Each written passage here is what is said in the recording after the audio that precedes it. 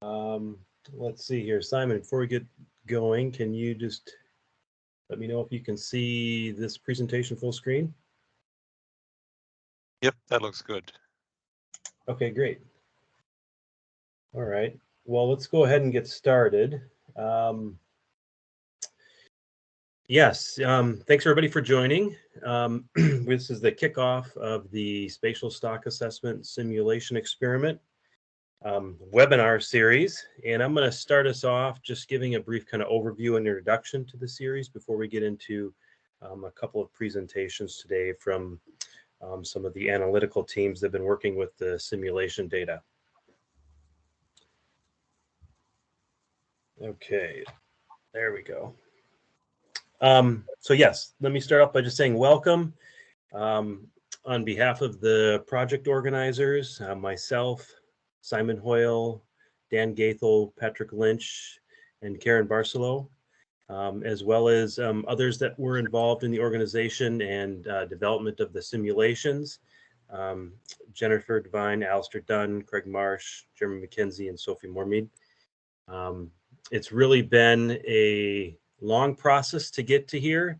I've inserted in on the right here this original flyer that we sent out, and I noticed that it said fall 2021. Well, that was actually the second version of this. It started back in fall 2020. So it's been quite a process to get to this point where we are today. We're all really excited to kick this webinar series off, which will be 4 webinars and then culminate in a in-person workshop, which I'll talk a little bit more about. But just really excited to get to this point. So welcome everybody. And I also wanted to acknowledge all the effort that has been put forth by the folks that have been contributing to analyses over the past several years, but also to participants and folks on this call, the audience, as well as folks that are going to be listening to this later on a recorded or the recording that we're going to do. And I also wanted to call folks' attention that are perhaps on this call or listening later that do not have haven't been keeping up to speed with this project and need a little bit more background. We do have a GitHub site. Simon's going to post in the chat a couple of links there. So if you're not fully up to speed on where this is and how the project developed, you can browse those to get some more information. I'm not going to go through all of those details here today, but that resource is there for you if you'd like. Just to start off with some webinar norms, this will be for this first webinar as well as the ones to come. All pretty straightforward things, but just to get through them. Of course, please make sure you're muted at all times, unless called upon, then you can unmute and speak. We're going to do questions and comments at the end of each webinar, as well as at the end of each presentation, as well as at the end of the webinar. We have a dedicated discussion time period. And during that, we want to try to use the raise hand feature as much as we can.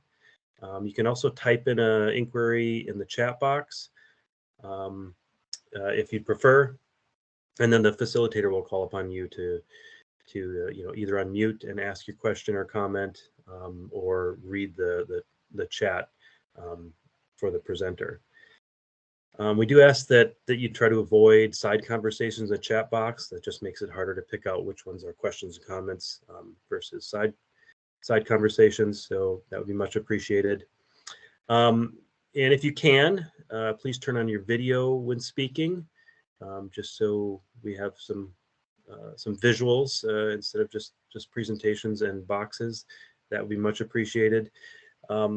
I know that some of you might have low bandwidth issues, and one of the things you can do if you're having problems there is you can try turning off your incoming video feature. That's a feature in Teams, and you just go to the 3 dots on the bottom of your screen, and then there's turn off incoming video.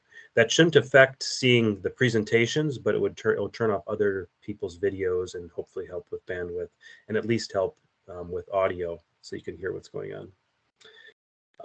As you probably saw, the webinars will be recorded and provided to folks that would like to view it again or view it for the first time if you're in a time zone that's not conducive to this particular time. We're going to post those on YouTube, and we'll also make available the slide decks, and that'll happen shortly after each webinar concludes. And then lastly, we just ask that everybody is respectful and kind of each other and assume positive intent with questions, comments, concerns, criticism, etc. Okay, all straightforward stuff, but we definitely want to start off with those norms. In terms of kind of background or impetus for the generation of this simulation experiment, there was a couple of things that that really promoted the development of this experiment, especially on a international or global stage. And that's that a wide range of methods and assumptions can be applied to modeling spatial dynamics. And those often get applied in specific assessment packages that are linked to individual species or situations that are encountered by the agency sponsoring the package. And so each package is different in that respect and may have different capabilities. So the spatial capabilities of these software options often and can affect analysts' decision making when constructing a model. And that then in turn may influence how analysts interpret population status or modeling output and how it's used for management. And there's really been little guidance about how to identify misspecification in spatial structure. The literature is growing, so there's some guidance, but we were looking to kind of overcome and identify some of the operational constraints of enacting spatial stock assessments. And one of the ways we thought we could do that is by conducting such an experiment as this to really try to create an atmosphere where we can bring together folks that are thinking about these problems across the globe and benefit and leverage each other's experiences. So there's three main study objectives. The first one is to discuss best practices in spatial modeling and the development of these models, and to really explore the decision points of each analyst or team of analysts and how they encounter their modeling in the particular platform or stock assessment software that they have chosen. So it's this decision points is really the key for our first objective, is to understand how those occur. The second objective is, within each platform, evaluate the performance and the impacts of different spatial configurations by comparing a spatial and spatially aggregated models. And those first two are kind of the points of this webinar series, to get the first initial discussions going on some of these things. And then objective 3 is really where we're headed towards this in-person workshop, which I'll talk more about in a minute. But that is then to explore the general performance across different categories of approaches, non-spatial approaches versus spatially implicit or spatially stratified, and even full spatial temporal approaches, to look at some of those differences in performance and glean some things that we can learn from tackling similar data sets in different ways. So just real briefly, the project was initiated by using a spatial population model, SPM, that was built out of NIWA in New Zealand with partners. And we used that analytical framework as an operating model, where we essentially wanted to create fine scale data sets that we could then use in a simulation framework. And we did that by initially constructing two different operating model sets. One loosely based on yellowfin tuna in the Indian Ocean area, or the IATTC RFMO, and then a second one was built around Antarctic toothfish life history, where there's ontogenetic spatial movement, there's some MPAs and things like that.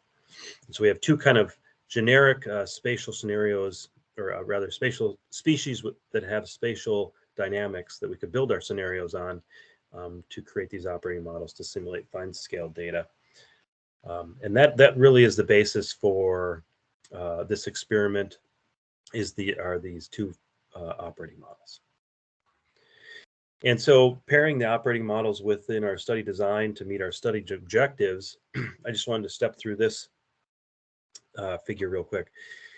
So the main process, or the workflow that we have initiated, is we created one simulated data set that we gave to different analyst teams to create a spatial model. And we directed them to do so in a spatially aggregated way. So just one area for the whole data set. And after constructing a model with that data set, then we gave them 99 others for a total of 100 to iterate over. And the reason they're iterated over is we have some observation error and process error in recruitment incorporated into those different data sets. And so at the end of that exercise, we have 100 pan-MICTIC or one area assessment results. And then we repeated that procedure by instructing analysts to look at 4 areas. So a spatially structured stock assessment approach. And these two combined really speak to objectives 1 and 2. So we wanted to learn, again, how decisions were made as models were constructed, that first objective, and then also to kind of compare spatial and non-spatial model results for individual teams, so within a platform. And then the third objective is to kind of take all of those and look across different approaches that were done by different teams to bring together those results and look at them and see if we can glean some interesting patterns. And that's really the point of the in-person workshop coming next year. In terms of what's going to be presented and the types of results we're looking at, we have the standard set of assessment outputs, and we're going to look at that by the 1 area and 4 area. So these are things like time series, some key parameter estimates, and things like that. But we also encouraged analysts to explore alternative aggregations outside of the 1 and 4 area and model parameterizations, if they had time.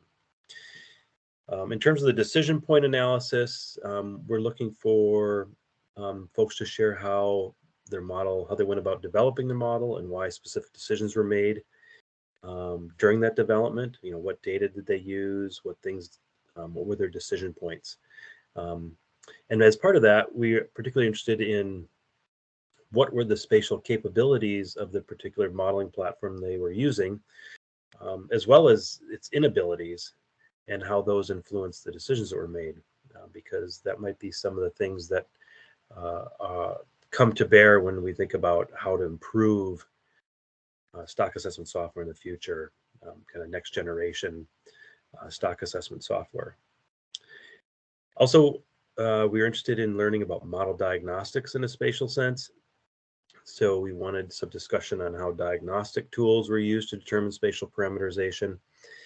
And then we have the webinars, as we've now started, and their presentations of results. And so we're asking analysts today and in the upcoming webinars to discuss some of these results, with the caveat that, as we all know, stock assessment models never really end the development and testing of them. So that will be up, to where individual teams are to date or at the time of their webinar.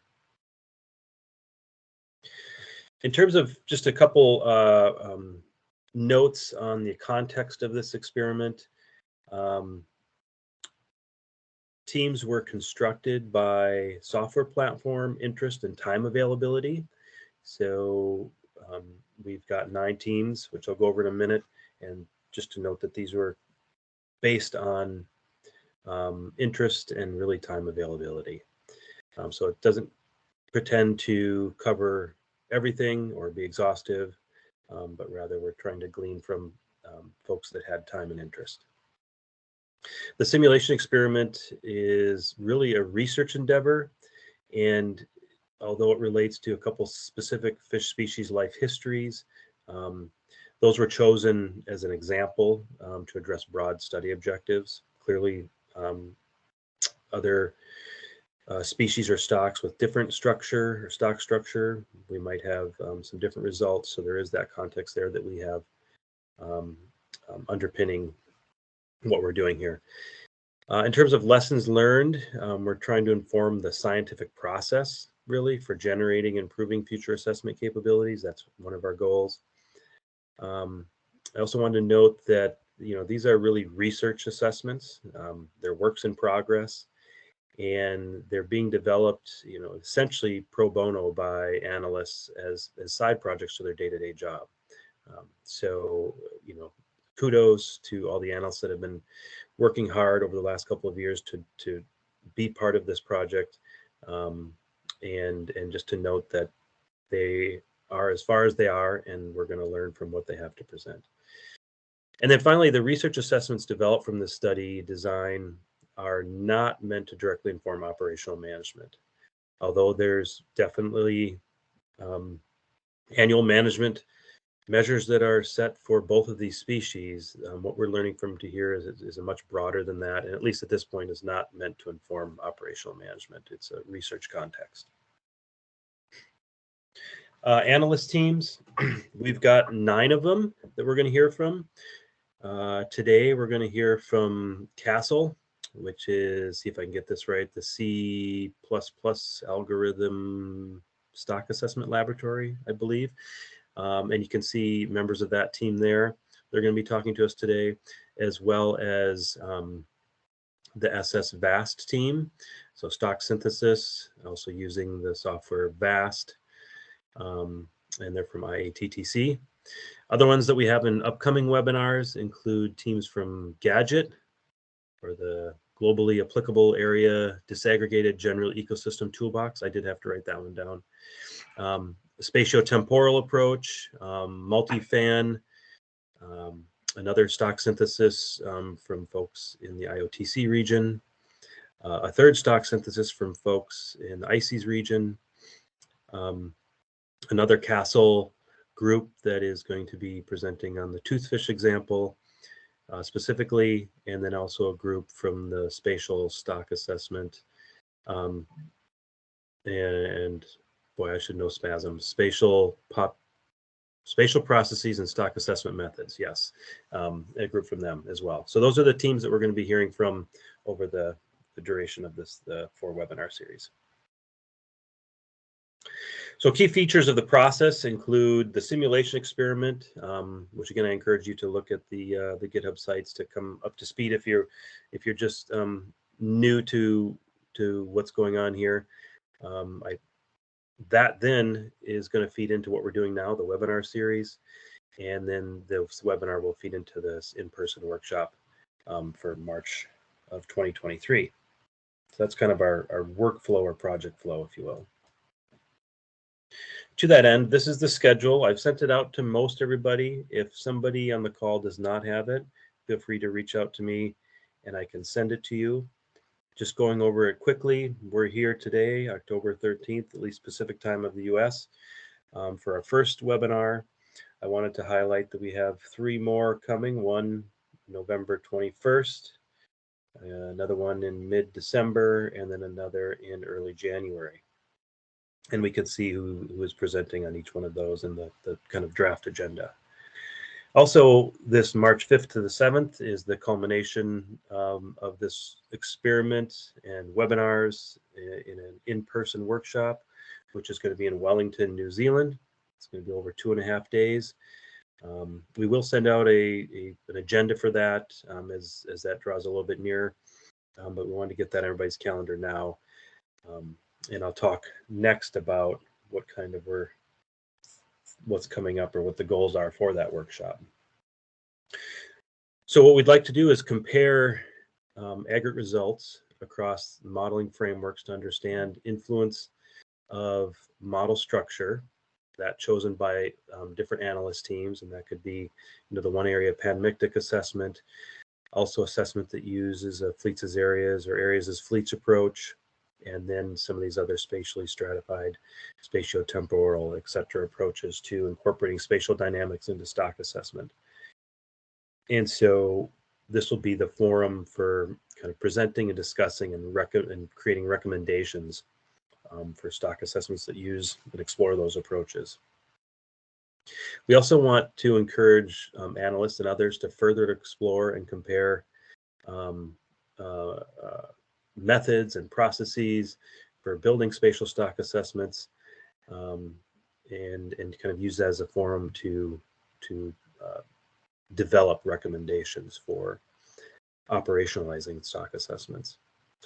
We're also going to use that as an opportunity to share experiences and lessons learned from practical applications, so applications potentially outside of this experiment, among international partners, and we want to discuss best practices and salient features of the next generation of spatial models. So as we move towards trying to think about what types of features in a spatial sense, let alone other senses, should be included in that next generation, or rather, what are some of the features that limit our capabilities currently that should be in next generation software or stock assessment frameworks.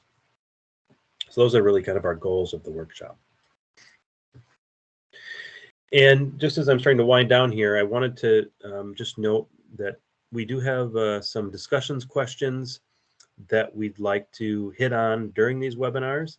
The analysts might be speaking to these directly, but just to put some of these in folks' minds as we go through the webinar series, there might be things to think about in terms of spatial data. So what data types are needed to fit spatial stock assessments? We want to keep in the back of our mind what novel or unique data types could be helped to parameterize spatial models. It might be that there's new data available or novel data, but a particular assessment platform isn't capable of incorporating that data. And how should it, maybe? And that leads into modeling capabilities. What are the most useful, important to you? What are there different options? And how useful would they be? And how available are they or unavailable? What limits current spatial assessment platforms and how might these be overcome? We also want to discuss diagnostics.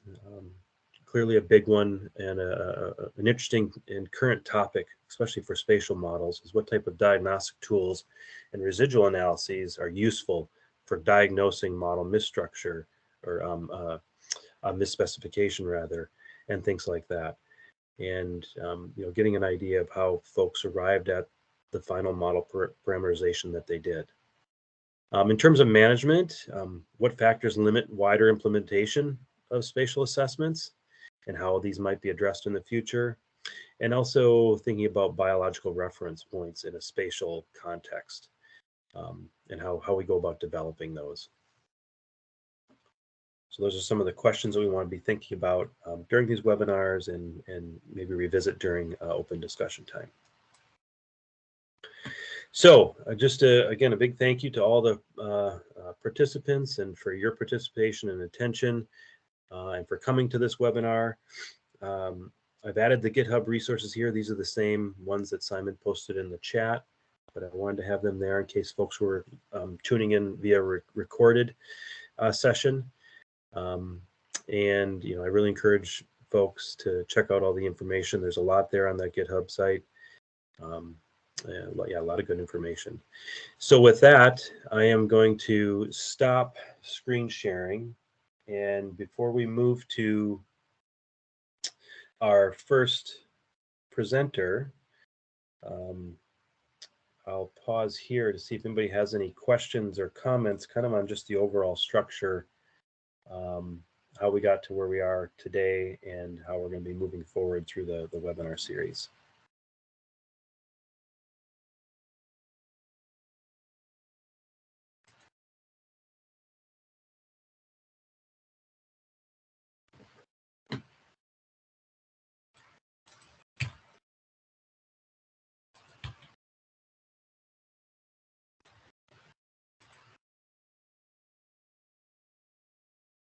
Okay, now that I've got my setup back up, okay, any questions? Feel free to use the raise hand feature or type it in chat if there are any.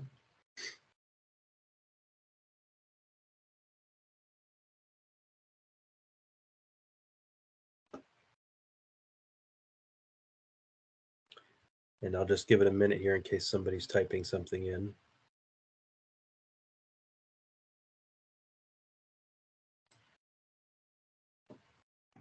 It's just me typing something in, Aaron, to say Pamela is Pamela Mace, and I'm just going to be listening in off and on. So I couldn't edit the participants to give you my full name, so I thought I'd better say who I am. I'm not a lurker. Well, I am sort of.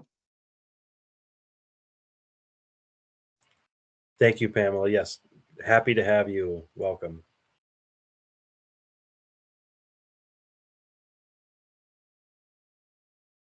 Okay, great. Well, I wasn't expecting much in the way of discussion on the kind of introduction here.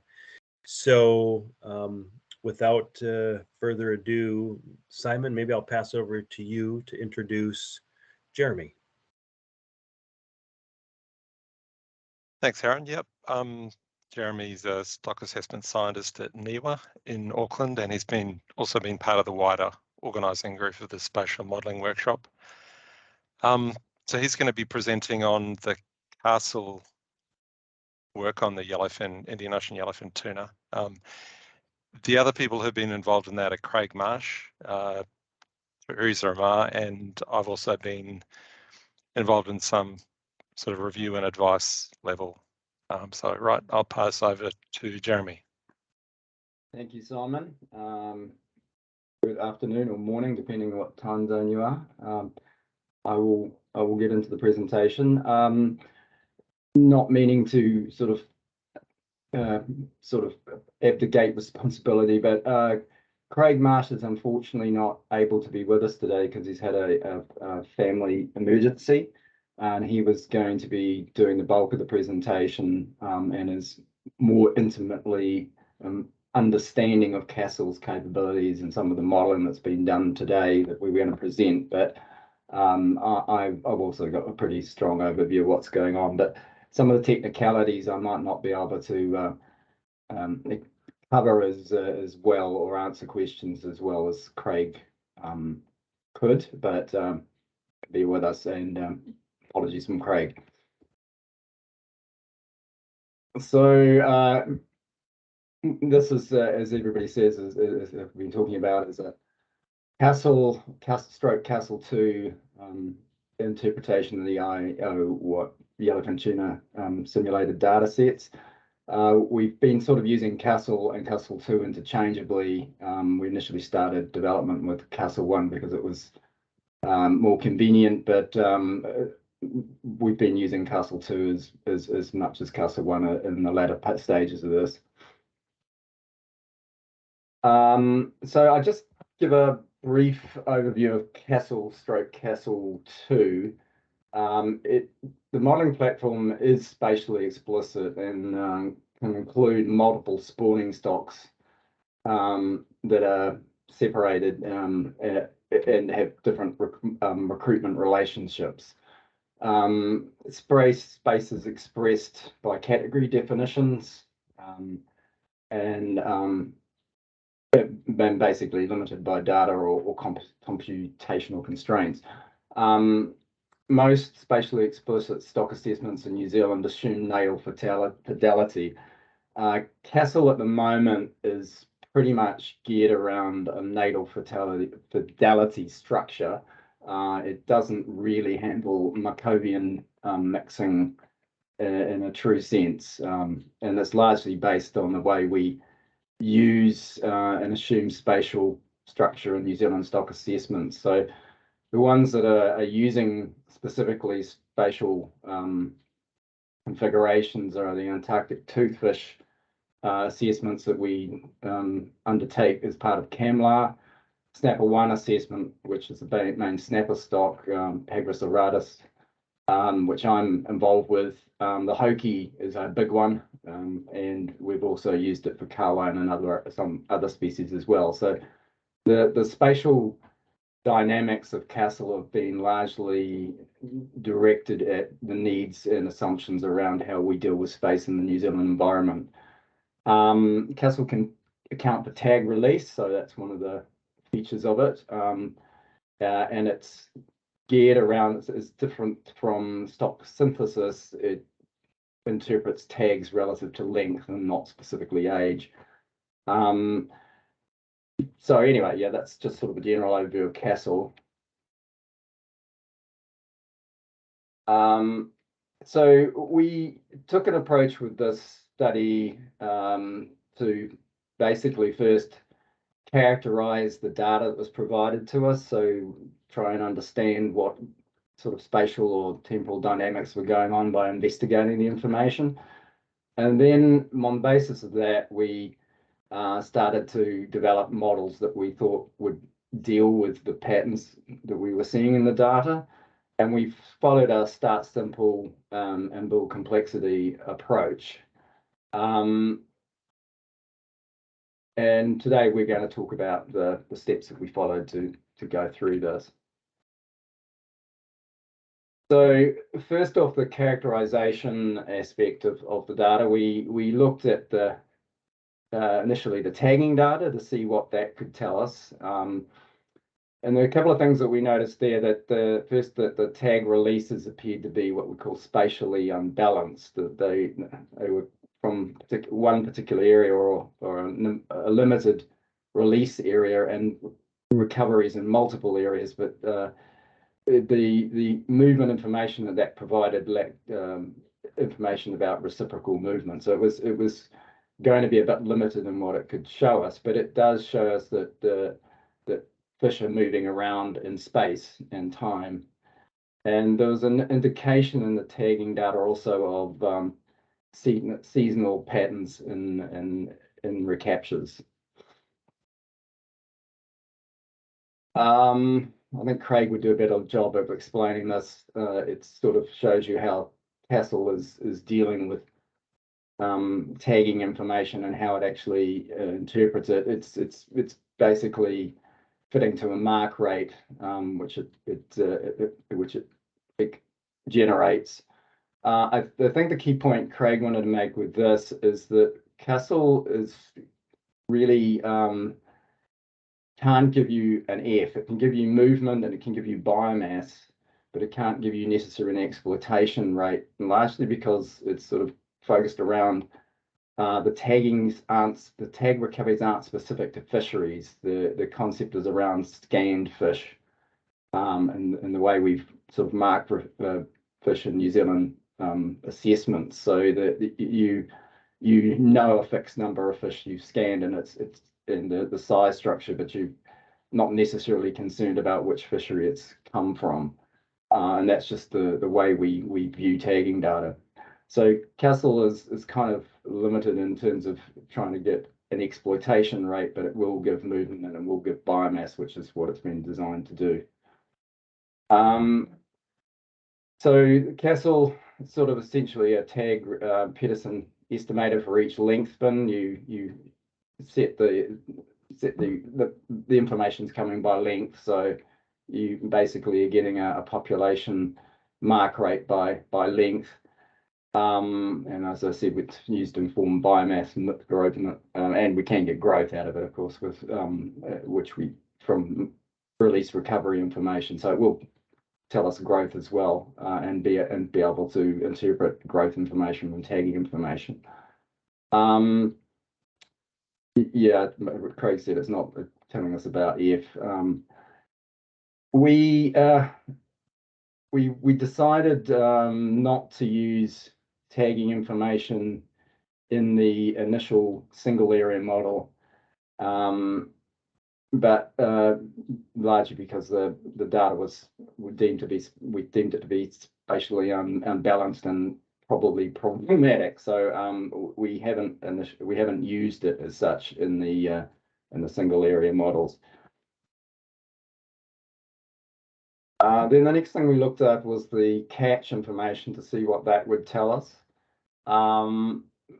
Besides the long line information, there's no, which is giving us CPUE, there's no effort information provided with most of the fishery catch information.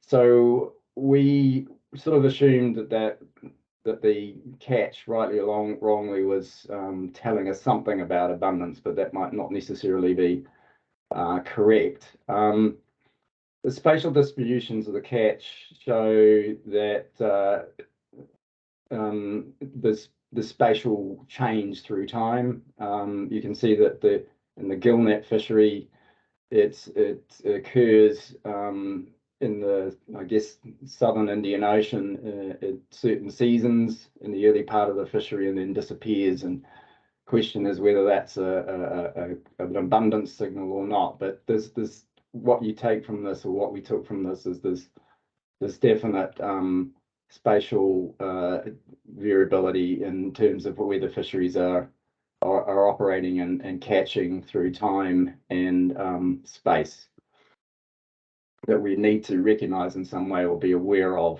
when we're interpreting the data. The other thing we looked at was the length composition of the data and the characterization. The two things that came out from that. The graph on the right shows for the handline fishery that the cumulative length compositions are changing through time. So that there's evidence there that we've got a shift in either the population or the selectivity of the fishery, but there's temporal dynamics in terms of the length composition.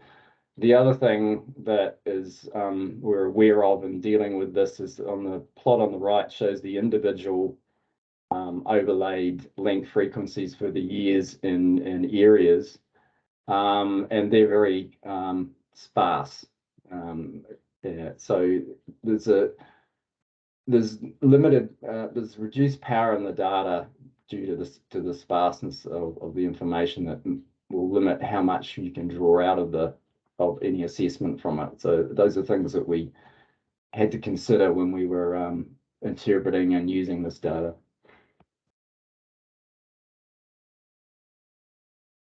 So we looked at three modeling approaches, and we have to do an apology here. We've done a single area model, which and then we still with the panmetric data, I guess we took a Fleetz's areas approach to add complexity to see if we can improve spatial accountability by taking a Fleetz's areas approach. We have developed a more specific 4-area model, but we've just been limited with time, and that's not necessarily it isn't at a final stage that we can actually use it. We are hopeful that between now and the Wellington in-person workshop that we might have some results of that, but it's unfortunately we just ran out of time and we haven't completed the analysis with that, which we'd like to do, but that's where we're at. So what we're going to be talking about today is the single area model and the Fleetz's area model results that we've got. So I'll start with the single area model. So we had to look at the temporal aspects of it, and we didn't necessarily like the pseudo year versus annual year with seasons aspect of the data. We initially would have preferred to start off by aggregating into true annual and having seasonality, but the modeling which we started with CASAL doesn't allow us to assign a specific recruitment dev across seasons, which CASAL 2 will do, but we haven't had much of a chance to explore that at the moment. So because of that limitation, we stuck with the pseudo year convenience, which is basically you've got seasons sort of being interpreted as years, and yeah, we ran with that. The next question we thought about is how we could incorporate season, but we initially we thought that complexity would, well, we ignored season in the initial runs of the model. The other thing we did do, which was kind of interesting is that the CASAL model, both CASAL models or three CASAL models, which are our main models, are age-based models. But the observational data that's been provided is basically length-based. So there's a bit of a crunch that goes on with in fitting length-based data and age-based models, and that you have to push them through length-age transition matrices. So we developed a specific length-based model as a test to see how well that would perform against the age-based model, which was an interesting thing we thought we would try. So it has the advantage of not assuming any underlying age specific complexity, although it will take a cohort in that has a specific length structure, and those fish grow according to a growth model through time. So we gave that a try to see how that would perform, and we'll show you some results of that. So then the second model we developed was the fleets as areas model. Again, we had to decide whether you incorporated seasonality. Again, we assumed in the initial start there was no seasonality. But what we could sorry, I'm just wondering if I've skipped a step here. Okay, maybe not. I'll talk about the fleets as areas model. So we could, in this model, we could play around with queues on the specific fleets that in the fleets as areas model, we have 4 separate long-line CPU indices that relate to the long-line fleets. And so with the long-line CPU data, we could have separate indices, obviously, and the way we could fit those was either a single queue or what we call a global queue and work with selectivities, or separate queues. So we explored both options of having single queues or a global queue or single queues. The other thing we could manipulate were the selectivities of the various methods and trying to fit to the data. Yeah, the 4-area model, we would have liked to use the tagging data in that one, and we're still looking at how we could. There are issues with it being unbalanced, and it's difficult to estimate movement parameters when you haven't got the to and from. And there's also, we've found issues with the sparsity of the LSY method become problematic with this model. So we are hitting some issues trying to develop this model. It'll be interesting to see how others dealt with it. Okay, so here is the first the single area model, which is an age-based model. We assumed that biology was as provided, so natural mortality growth. The diagnostics we used, pretty straightforward. We looked at residuals around the CPU and length data. And we also, basically residual analysis on terms of data fits. We also used likelihood comparisons as part of the diagnostics as we altered model assumptions. The main explorations for this model were changing selectivity and looking at the improvements to fits. Now, when we were going through all our different selectivity modeling parameterization investigations, we kept the specific weightings of the compositional and the CPU data constant so that we could compare the different models. And virtually across all the likelihood spaces, they were all comparable. In the final model, which we present as our result, we used the Francis reweighting approach, which is pretty standard in New Zealand, to balance the compositional and abundance fit in the model. But that wasn't done when we were comparing the models, it was only on the final model. Oops. Okay, so this is showing sort of before and after. There are a number of iterative steps that I won't go through, but we started with an initial model which had basically logistic selectivities on all selectivities that it was trying to estimate. And then we moved into double normals and plateau sort of selectivities through the process. And so as an example of how the fit sort of improved in the compositional data, you can see this one for the troll fishery, I think, illustrates that the improvement in the fit from the beginning to the end. So this is pretty standard across the sets we were finding. It was the selectivity assumptions improved the fit, which is what you'd expect.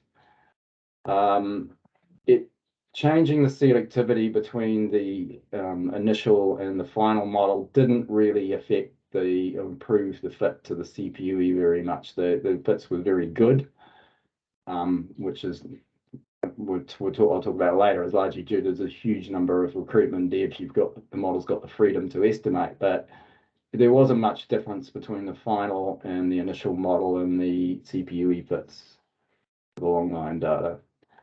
And if you're looking at residuals between the initial, the final, and the after the Francis reweighting, they all look reasonably good.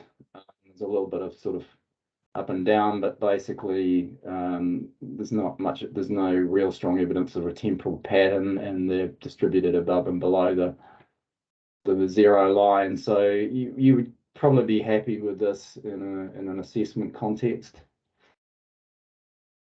That's just to show how the selectivities varied from the start to the end through the various fisheries to improve the fits. And these are the final sort of model predictions on the SSVs, the actual SSVs on the right, and the percent B0 predictions on the left, which is pretty much how New Zealand views fisheries in terms of reference points. So the initial model was quite different to the final and reweighted models in terms of stock assessment advice. So it made quite a significant difference in our predictions on stock status by changing the selectivity assumptions and improving the fit to the length data. However, what we see in the final results suggests that there are some issues. This is I'm thinking, Teresa, this is the long line, is it?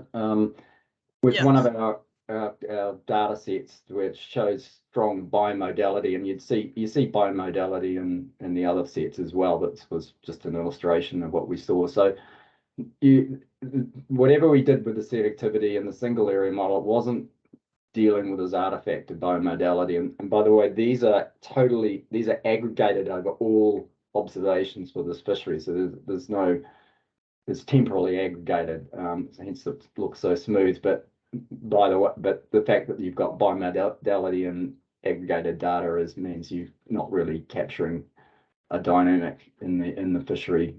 And it seems to be pointing to these are by season, so we split these out by season to see whether season specifically might explain it and be something we would need to put in a future generation of the model if it could explain why we're seeing bimodality, but it's present in all the season aggregated data, and it sort of suggests also that there's possibly not only season but likely spaces may be a problem as well. So where you got to with this is that the model seems to perform in sort of general diagnostics, but these patterns are not dealt with by a single area model, pointing to either season or space being an underlying problem that you might need to deal with in some way.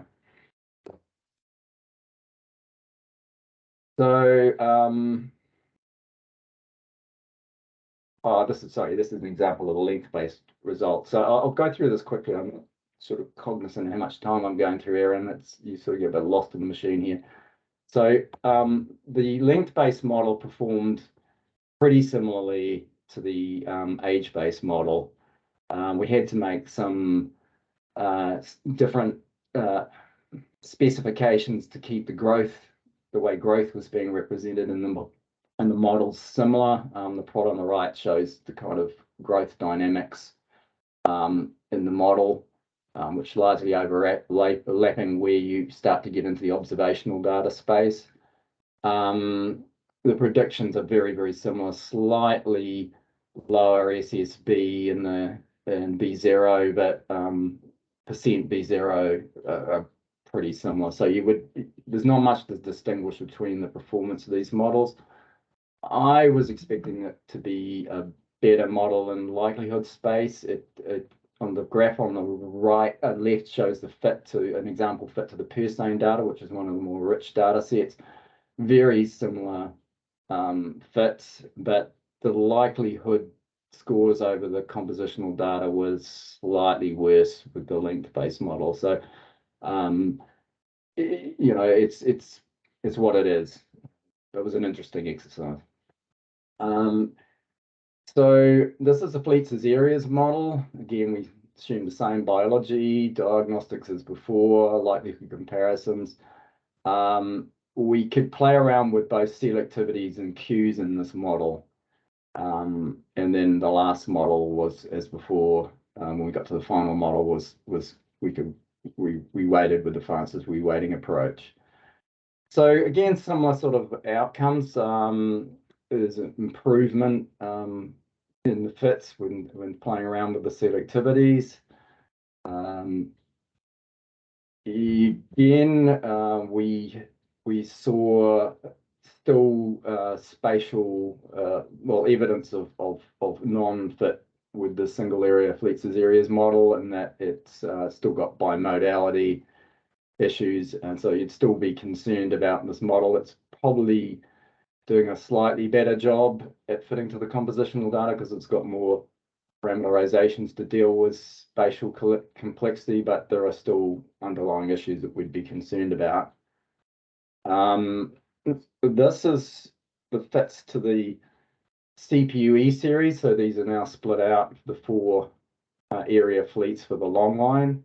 The initial model wasn't doing very well, whereas we remember that in the other model, both the final and the initial sort of fitted the CPU fine. This one improves the fit as you manipulated the selectivity. So you do improve the fit when you did before. I'm just going to say something about the queues. We found that more plausible results in terms of selectivities were obtained when we used multiple queues and not a global queue, because the model just traded off selectivity when it could for catchability when the queues were fixed at a single value, and we had to use very unrealistic selectivity. It predicted very unrealistic selectivities just because it needed to do that to account for a constant queue. So the more defensible model is multiple queue, but honestly, the results are, in terms of predictions and diagnostics, are identical between whether you use multiple queues or a global queue and let selectivity absorb the catchability differences. So I just point that out. I'm not showing that here, but that's what we found. I guess of more of concern is regardless of whether you're using global queues or fixed separate queues, these were common. So there's certainly evidence of some temporal change in catchability, particularly in the longline fishery area 1, that would be of concern. The residual diagnostics on the CPU-E, spatially disaggregated CPU-E, are a concern. And again, this is sort of the outcome. Once you got to the final model, there's quite a big difference between the initial model and the final model predictions of stock status and outcome. The reweighted model and the unreweighted model, final models are closer than they were in the other assessment model. So I'm getting to the end of this. We would consider next steps would be splitting the CPU time series to account for possible changes in catchability. That's where we would sort of be going with these single area approaches. We would look at, I think, adding season dimension, particularly into the fleets as areas model, sort of to try and tease out season area interaction. We would be wanting to move the model into a true annual model with 4 explicit time steps, which I pointed out CASAL 2 can deal with. It was initially a limitation with the CASAL 1 when we started, but we can cope with that with CASAL 2. And, we suspect that the current model is well over parameterized in terms of recruitment devs. And the fact that the model can fit very good CPU-E, despite the sort of trends in it. I mean, it manages to capture a lot of the dynamics and shifts ups and downs in the CPU, which is totally because it's got the freedom with the year class strengths to do that. And we would question that the compositional data has got the resolving power to actually really tell you much about year class strengths to that degree. So where we would be going next would be to look at thinning down that data and seeing how sensitive it is to less observational parameterization in that space. So I guess where we're at with this, we as I said, we ran out of time, ability to get the 4 area model, which we'd like to sort of bring into the mix if we could. But if we were doing assessments of this, I guess we use the term pass muster, but it would be problematic. We wouldn't get either of those assessments through a working group in New Zealand. They would have issues with the misfits in the compositional space and certainly with the CPU indices. We would need to do more work if that was to be an assessment that would be accepted. The composition, the fleets as areas model seems to be slightly better than to fitting the compositional as you'd expect, because it's got more power, but it still has underlying issues.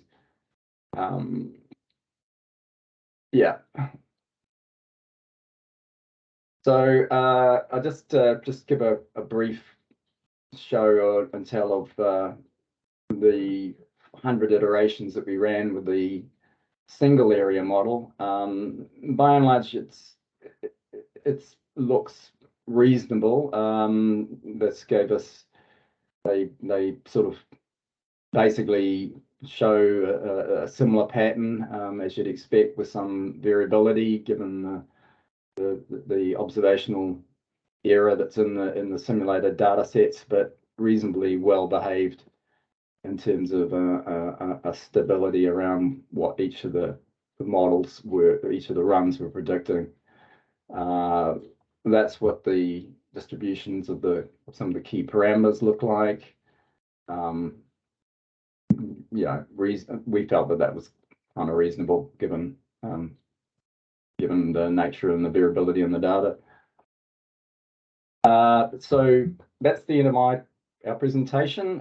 Some acknowledgements, definitely acknowledgements to New Zealand, Fisheries New Zealand, who partially funded this work and has been very supportive of this work. And the Indian Ocean Tuna Commission is also acknowledged here because they've been very supportive as well of this work. Okay, that's us. All right. Thanks very much, Jeremy. First off, no apologies at all necessary about not getting as far as you had liked.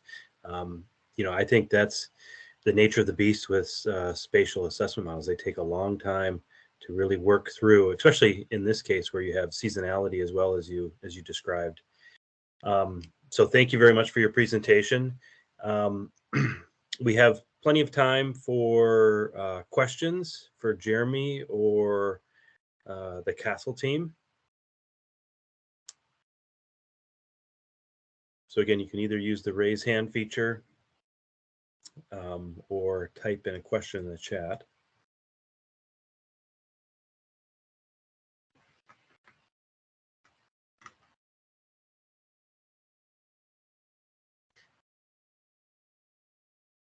Done silence there, Aaron. Well, let's see. We've got a question. Let's start with Dan. Go ahead and unmute, and you can ask your question. Dan Fu. Hi, Jeremy. Thanks for the presentation. Hi, Dan. Awesome to hear from you. A quick question. Could you clarify what's the units or the scale of your estimates of SSB? On those plots, it seems to be that they're estimated around 400,000 tons. That's a good question. I'm gonna pass that to Teresa because yeah, we must apologize. Some of these graphs are pretty hard to read. Teresa, can you clarify what the scale of that is? Yeah, I think Dan's correct. That is around 350, 400,000 tons. I think that was in one of the figures when you were just showing the parameter distributions for over the 100 data sets.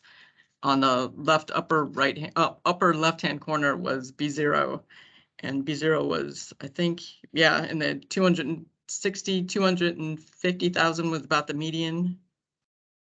But yeah, that's metric tons. Do you get those that kind of scale across all the models runs you did, including the single area and the fleet area models? That seems to be a bit low to me because those catches are around the peak of the catches are around about 400,000 tons, if I remember correctly.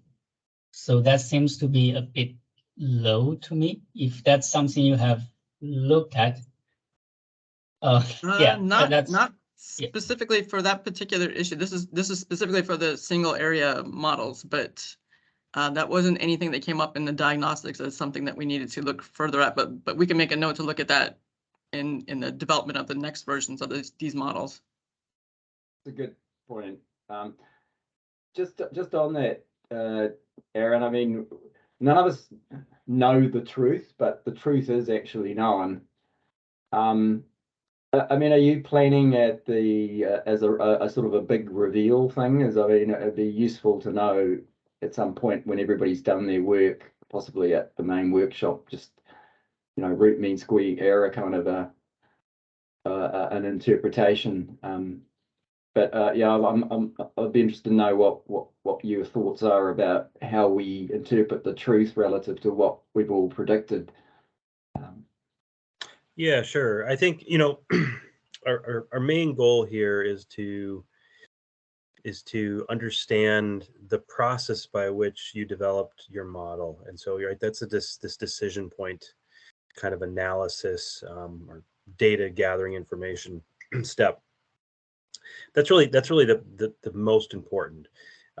Secondary to that is looking at kind of the comparisons which you showed here between your single area, your fleets as areas, and your potential for area. I think that's the second really kind of step that we think is important to kind of look at kind of what you've done, the process that you've done based on those decisions. What are some of the differences by the spatial approach that you took? And then kind of third and tertiary to all of that is comparing to truth, if you will, because you're right. On the one hand, this is based off of Indian Ocean yellowfin tuna. You can go to a recent assessment and get scale. Now our simulated data is based off of that, but not exactly the same. So you could do that to get an idea of scale, but the quote unquote truth in our simulations will be different than what is in the assessment used for management advice. In terms of providing the truth, we're more than happy to do that. We were kind of from a process standpoint going to get through the webinars, and that was going to be part of the kind of discussion and lead up to the in-person workshop, because we really wanted these webinars to focus on those first two objectives. But if any individual team after presenting once the true underlying parameters and things like that. That's not something that we're hiding or anything like that. Does that help, Jeremy?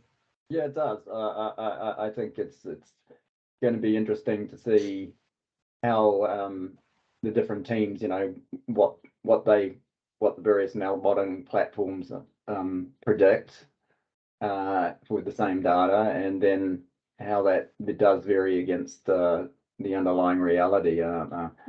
But yeah, as you point out, that the truth is not necessarily the point of this. It's how we went about thinking about setting it up, and how our various modeling platforms can accommodate to a greater or lesser degree spatial and temporal complexity. So there's a number of things going on in what we're trying to achieve. Yeah, thanks, Jeremy. We do have a comment in the chat from Mark. I'll go ahead and read it, but Jeremy, if you can see the chat, you may want to read along. Yes, can you explain the global catchability in the areas as fisheries approach? The CPUE of each fishery is a measure of the whole population as modified by the selectivity. Because each area is a different fraction of the population and probably has different densities, so catchability is expected to be different. And that's in the chat there if it's helpful to read that. Yeah, it's totally that's the reality of the different indices, that they're implicitly got different either selectivities or catchabilities. Otherwise, you'd only need one index. But they're referencing some in proxying for space in this model. But the fact that you even in a single area model, if you had different indices that had different aspects about them, which relate to an overall catchability. Now, catchability in our models can be constructed by having a Q or a selectivity. Generally, all indices we put in models have selectivity that you have to provide it. So they are heavily correlated. And what we found is that if we fixed the Q and said the Qs on all those fisheries are the same, then the only way that the model can accommodate differences in the signals due to obviously acting in different parts of the stock was to play with the selectivities, because you didn't give it any other freedom. And if you relaxed that and said, well, you can change the Qs, then what happened was the selectivities sort of came into more of a similar space. Certainly, what it needed to do, I haven't shown it, was actually have a plateau at not at 1. And for some of the fisheries to say that, well, you're not seeing all the population even when you're maximally selecting it, which is kind of a bit counterintuitive and looked a bit silly, but it had the same effect as multiple Qs. So either way, the results and fits were the same. It just was trading off a set of parameters for another. That makes sense.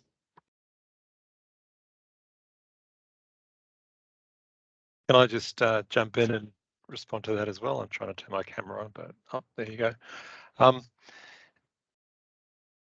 When I did the CPUE analysis and set up the CPUEs, and I adjusted them so that, in theory, I used the area weighting approach, and so I reweighted each CPUE so to account for the biomass within each area in the SPM simulation. So in theory, the CPUE the catchability should have been the same. You should have been in a perfect world, with the perfect model. It would be reasonable to assume the same catchability for each longline fishery in each area. The fact that isn't really working is interesting in itself, but that's kind of responding to Mark's suggestion that the catchabilities were adjusted. The CPUE indices that were provided for each area were adjusted so that, in theory, in a perfect model, you should be able to assume constant catchability and not break the model. Yeah. Yeah, well, the only way to do that was to adjust the selectivities in a way that was really not plausible, but that's what it needed to do to make it work. In the way we'd structured the 4 fleets of areas model, whether that's pointing to underlying model misspecification or not, that's what happened.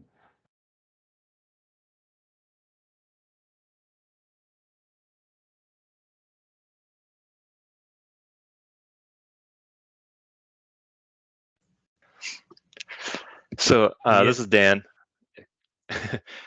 Yeah, great. I like the presentation. That was great, and it was really informative to see, kind of that step-by-step process. I thought it was really interesting when you guys really started to pick up on that by modality and the compositional data. I was just wondering, if you could kind of talk about that a little bit more in terms of, are you planning to use that sort of kind of residual analysis and data fit to inform how you go about the, the spatial model in the future? Yeah, I'm going to say we would. The natural step. It'd be something definitely in the thought process that you're trying to account for in a more spatially explicit model. So, I mean, you're just working with these models till you start seeing things that aren't of concern or pointing to process error in your residual space of your observational data. But yeah, definitely we would be. We've already sort of indicated season is something that needs to be in there, and obviously space as well. There does seem to be an interaction between the two. It's not just fixing the spatial dynamics of this assessment, it's dealing with the temporal dynamics. You have got particularly that number area 1 long line is showing CPUE is showing evidence of a changing the way it's structured, showing catchability changing over time. The residual patterns aren't great, but it's got a trend that's through time base. So yeah, we would be focusing on trying to get out features like that by modality in the next iteration, which the spatial model will give us more power to deal with things like that. But we'd certainly want to be dealing with temporal things as well. We're not sort of happy with that aspect of the assessment.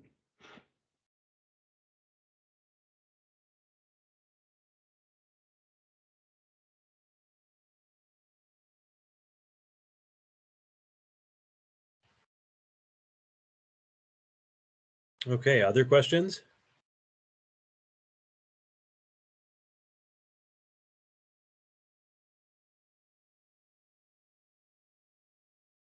I guess, Jeremy, I'll ask one. I was wondering, at the beginning you said or mentioned that you guys did not use the tagging data in the single area model because it didn't seem informative. I forget the word you used, informative or representative. And so that's kind of a, maybe database or first principles based reasoning, and a completely reasonable thing to say. But I was wondering if there, what are there things that could have been done either available in CASAL or things that could have been done maybe that aren't available that might have led you to using that information? And, if so, would that have maybe helped with even structuring a fleets as areas model? I mean, I guess what I'm saying is even if you don't use a spatially, a tagging movement spatial area model. Yeah, go ahead. The tagging data, Aaron, or just generally? No, the tagging data. Yeah, I mean, tagging data is one of my things, and I for me, the fact that you've got heterogeneity in the way those tags have gone out and been recovered, if you're lumping over a big area, to me that's problematic, and you're opening up all sorts of questions from scrutinizers of your work to say, well, you're dealing with spatial heterogeneity, and that could be driving all sorts of things in your tagging data and causing your model to interpret it in the wrong way. I mean, once you put tagging data in there, particularly like CASAL uses, very, very powerful on biomass. It's you know, you got a Peterson mark recapture underlying it, and it's going to say I know the biomass because you've told me all the ingredients I need to calculate it. So I think you've got to be very careful on how you use tagging data in terms of the underlying assumptions about how it's you know, the homogeneity assumptions are very easily violated. We are or would like to consider using the tagging data when we've got the 4 specific areas, because that enables you to what sort of more formally account for spatial heterogeneity in terms of the way the tags are going out. So yeah, the initial thought was don't use it for the global models.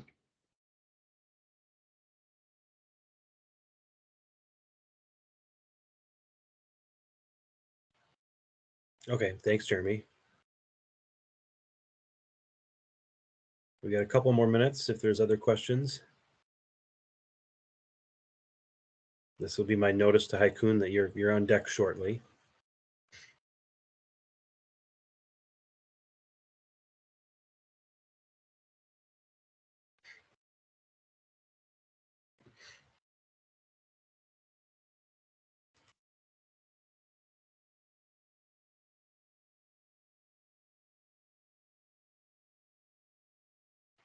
All right. Well, seeing none. Aaron, Carolina Yeah. has her hand up. She might have a question. Thank you. Yes, go ahead. Thank you. It's just a clarification. I think maybe I had a lapse of concentration there, but I don't have it clear how you chose your 4 areas, if it were the proposed areas or you had a way to composing those in space. Good question. I might throw it at Teresa, because this is the 4 areas specific. The lines on the water for the 4 areas relate to the 4 area model, which we haven't shown today. The fleets of areas approach is just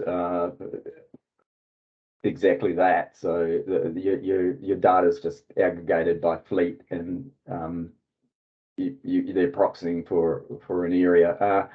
I think that those area decisions from memory are provided. Yeah, that's correct, Jeremy. Yeah. Okay, thanks. Jeremy, we have another question in the chat for you. Could you explain why the performance of the model was better with the age-based model? Yeah, I don't know. I'd like to know, and I'd like to explore it a bit more, because I really don't like. I was one that said we should be going age length based all along. You know, this is all the observational data is in length. It's totally set up to do to be a length based model. You're implying things, adding additional. This is my voice. Adding additional complication by adding explicit age dynamics and having the main structure of the model being fundamentally converting everything back to age. Why do it? It just wasn't as good. But I mean, we didn't have a real lot of time to play around. One of the things that I had to do to make the length-based model work was a bit of a fudge, because the length data, I'm trying to remember, isn't fully. The way it's provided, it's in sort of like 5 centimeter intervals from memory. And so when you set up the length-based model, it needs to have all the color between, like not just 30, 35, but 30, 31, 32, 33, 34.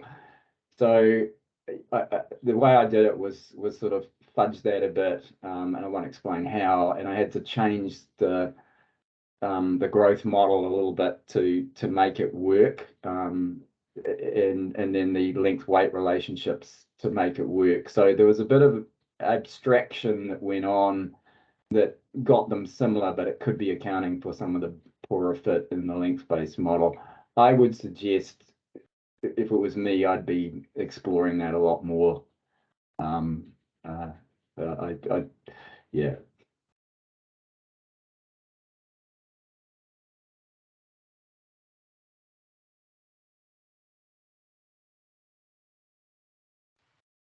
Okay, thanks, Jeremy. And, we're going to have an open discussion time at the end of this webinar as well. So if things come up, you'll have time to ask them again later.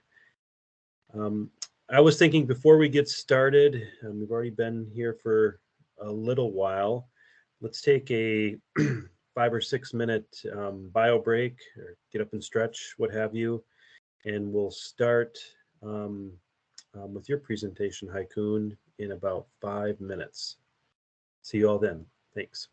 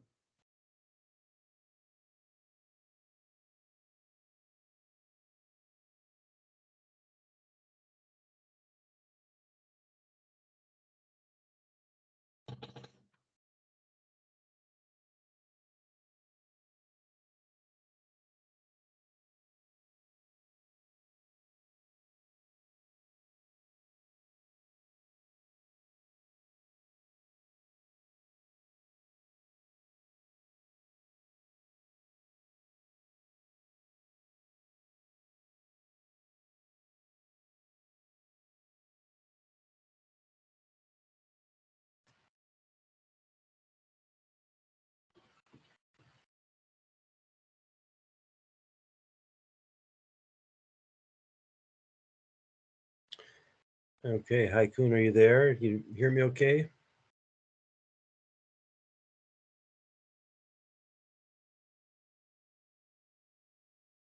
Can you hear me, Aaron? Okay, yep, there you are. Great. You can start sharing if you like.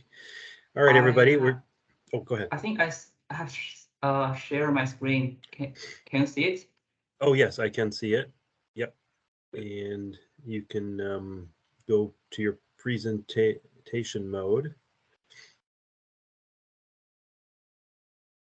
There, perfect. Okay, yeah, welcome back, everybody. We're going to get started again.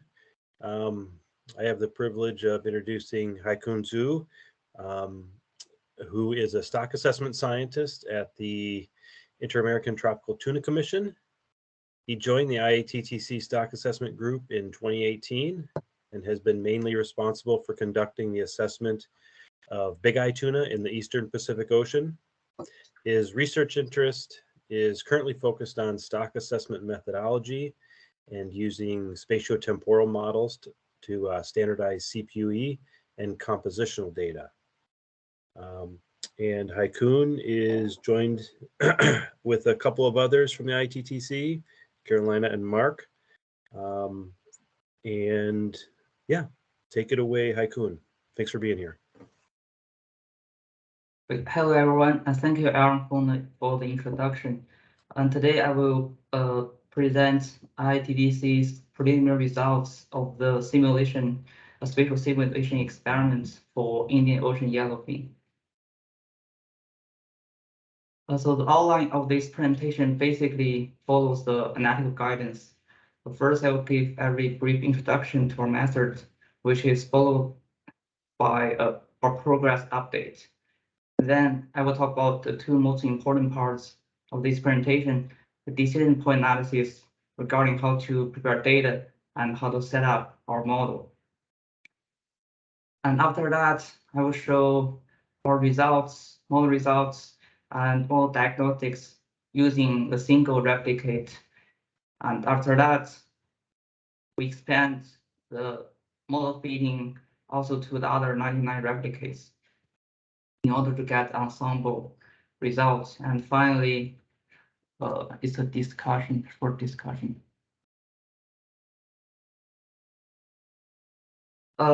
Before showing any results, first we want to thank the organizers of this spatial simulation experiment. They provided a great opportunity for stock assessors worldwide to evaluate and compare different assessment approaches. And this experiment needs large amount of hard work from them to, like, for example, building code, communication, and collaboration. So thank you for your hard work to make this workshop possible. For the IATTC team, we use stock synthesis as a assessment platform, and we use VAST as a platform to standardize the index abundance and the associated length conditions. And for the stock synthesis approach, we use areas of fleet. So we fit a single stock assessment model to the simulated dataset for Indian Ocean yellowfin. And in particular, we use the older version, SS 3.24, because it is consistent with the version of the SS data the workshop provides. And this is not a spatially structured assessment model, so it ignores all simulated tagging data and uses an areas of fleet approach to deal with spatially varying fishery selectivity. The assessment model includes a number of fishery fleets and one survey fleet. A survey fleet is a term in stock synthesis referring to a fleet that takes no catch from that region, but it includes some useful data, for example, abundance index and compensations. The survey fleet is added to the model to reflect the abundance and length conditions at the population level for the entire Indian Ocean yellowfin. And in particular, we use VAST to fit separately to cell level long-line CPUE and lens condition data stimulated for the entire Indian Ocean. And VAST generates error weighting standardized abundance index and associated lens conditions for the survey fleet. So the survey fleet is a long line fleet. And the between region movements of yellowfin within Indian Ocean cannot be explicitly accounted for because this is not a spatially structured model, but it can be implicitly accounted for because the error-weighted abundance index and lens conditions for the survey are computed for the entire Indian Ocean rather than for a particular region. So no matter where the yellowfin move within from one region to the next within the Indian Ocean, the abundance index and lens condition error weighted. So hopefully can deal with that. But this approach is limited by sampled quality of data. If the CPUE data example is limited in space or if spatial coverage changes over time, this method may not work very well. And I will talk about that in the discussion part. So where we are now. So first we built a set of assessment models and prepare the data in the SS format. And then we feed those models to the single replicate and compare those models and do model diagnostics to make sure they fit well to a single replicate. After that, we expand analysis to the 100 replicates. This gave us a chance to summarize the 100 replicates results as ensemble by assessment model. I'll talk about it soon, but we developed 6 models to compare among each other. And with the results from 100 replicates, we can compare estimated parameters and derived quantities among assessment models. The decision point analysis include 2 main parts. The first part is data, how we prepare for the data. The second part is model. So the data part, I'll first talk about how we define fishery fleets and how we compute catches and associated lens counts for fishery fleets. Then I'll talk about how we define survey fleets and how we compute abundance index and associated lens conditions for the survey fleet.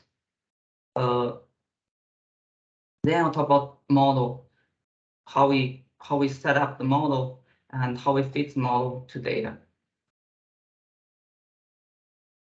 First thing is fishery fleets. The workshop provides full error simulation results. So the region-specific fishery fleets are the default fishery definitions in our case. But if we explored removing like errors of fleet approach and simplify the fishery definitions by assuming only one fishery fleet per gear or set type. In addition to that, we also explored redefining associated per-scene fishery fleets by applying a regression tree algorithm to simulated cell level conservation data. So for Indian Ocean yellowfin, associated per-scene and long are the 2 most important fisheries, but we didn't apply the regression tree method to longline fleets because simulated conservation data for the longline fleet has a very low spatial resolution. It's 10 by 20, 10 latitude by 20 degree longitude. And this we found that at this low resolution, there's this lack of clear grouping of condition data in space. So we only apply this method to associate per-scene fishery fleets, which have 5 by 5 better lens condition data. And the regression tree algorithm has been implemented into our package. This method and package may be new to you, so in the next slide, I will briefly introduce this method. So this regression tree algorithm was based on Leonard Cody et al. 2010's work. So it uses recursive partitioning to search for hierarchical binary decision rules that divide data into more homogeneous subgroups. And binary decision rules are selected to provide the greatest decrease in the heterogeneity of the simulated lens condition data. In other words, the rules are selected to search for highest percentage of variance explained in lens condition data. And this regression tree algorithm, in brief, it groups similar condition data into the same fishery. In this way, the selectivity, constant selectivity is an appropriate assumption to be made for regression tree defined fisheries. And in the algorithm, condition data are split by latitude and longitude. And the user can also specify another 2 dimensions, quarter and year. So some example, you think if some fisheries have very strong seasonal patterns, you may try adding quarter as another dimension to split to see whether the last condition data has a seasonal pattern. And example, in another case, fishery operation or fishing gear can change abruptly due to sample management change. In that case, we can add a year as a dimension to potential dimension to split to see whether the algorithm can find there's a change in length counts by year. With that, we can split the length counts into different time blocks. Users can specify a number of splits in the algorithm. Example, you want 4 fisheries, you specify 3 splits. 3 splits generates 4 fisheries. And finally, this package is available on GitHub. Here's a link. And on this website, the user manual, including a simple demonstration of how to use the package, is available. So the question is why we use the areas of fleet approach to include multiple fleets instead of just a single fleet per gear type. So here is a map of the mean lens frequency for associated Persian fishery. And as you can see, there are spatial pattern in lens frequency. For example, in the tropics, fish spots are generally smaller in comparison to temperate region. And we know that selectivity and availability usually have spatial patterns, and as a result, lens frequency, fisheries lens frequency, lens condition have spatial pattern as well. We use other fleet approach so that in the model, fish can be removed at the right size. So here is a comparison of the region-specific associated Persian fishery. On the left, there is in the simulated data, there's 1 fishery for region 1, 2, and 4. And I think there's no catch, associated Persian fishery catch in region 3. So there are only 3 fisheries. And on the right-hand side, it shows the results of the 3 associated Persian fisheries according to the regression tree algorithm. You can see the splits are latitudinal. So that to make the comparison more fair, I set 3 associated Persian fisheries, the same number as the region-specific one. For the 3 regions, here is a comparison of the mean lens frequency. That, as you can see, for example, in region 3, fish caught generally smaller, than the fish caught in region 2. In region 2, fish are generally smaller and at large size. We're going to see a smaller proportion of large fish, and in comparison in region 3, we see much more larger fish. So they have different lens condition patterns. So we need to specify different selectivity curves for these 3 associated Pershing fleets. So the input sample size for associated Pershing and longline is defined as is equal to the number of spatial cells sampled, and for others it's 5.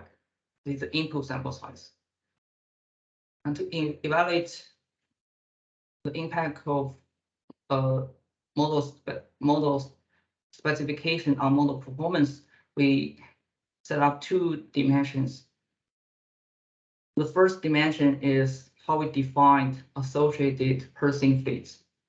We can either have one fishery per gear set type. This is not just for the associated Pershing. This is for all fish, all gear and set type.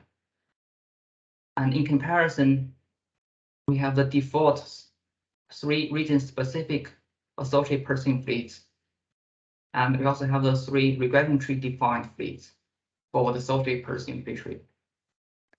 So this model is called 1 because have 1 fishery is called region, and this model is called tree. And the second dimension we look at is how fisheries lens counts are weighted. Can be sample weighted for model sample, and it can also be catch weighted. So we have 2 times 3, 6 models in the first step. The second part of the data is survey fleet. For index abundance of the survey fleet, we fit VAS to cell level longline CP data simulated for Indian Ocean yellowfin. In particular, we use logic and log links for the linear predictors of encounter probability and positive catch rate, respectively. So it's a delta method. And both terms include both encounter probability and positive catch rate include an intercept term, a spatial term, and a spatial temporal term. And we use 150 spatial knots to simulate the spatial and spatial temporal random effects. The next part is about the CV of the index. So it is actually time varying. It computed as the value estimated by VAST plus C, which is a constant. It is estimated in SS, so it is used to scale the CV, mean CV of the index.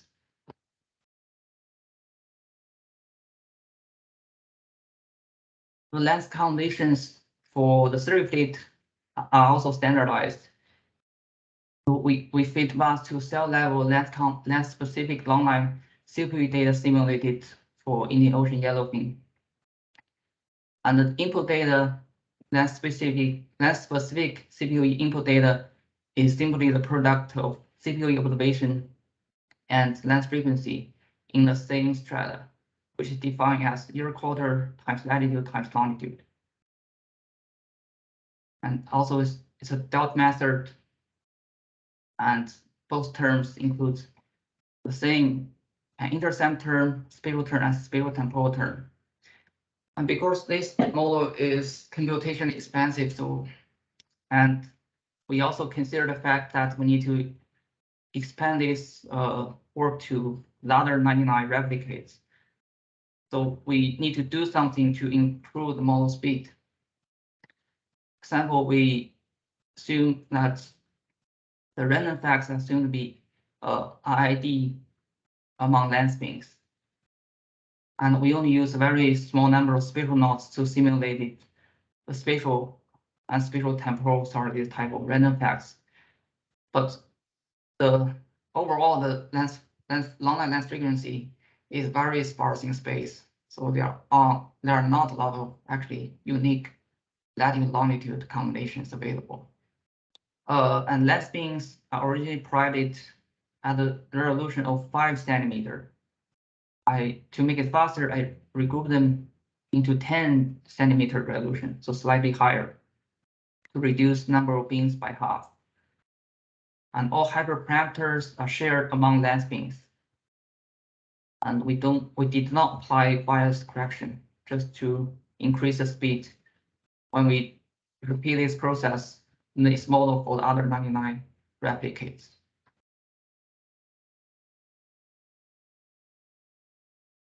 And lens combinations, standardized lens combinations for 30 fleets are computed as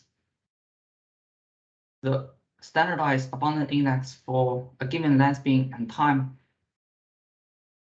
from VAS divided by that value, sum of this value across all lens beams. And input sample size for the survey lens comps is the number of spatial cells sampled in the retained lens-specific CPUE data. Now let's jump to model part. So model configurations. All biological parameters are fixed as their true values. We know that stiffness, natural mortality, and growth are confounded and are difficult to estimate within a assessment model. So in the first step, we fix all those values as their true values. We didn't explore estimate some of these yet. And recruitment deviations are estimated for every model year and assumed to sum to 0. And we discussed it briefly in the previous presentation. Like the selectivity in the simulation model is age-based.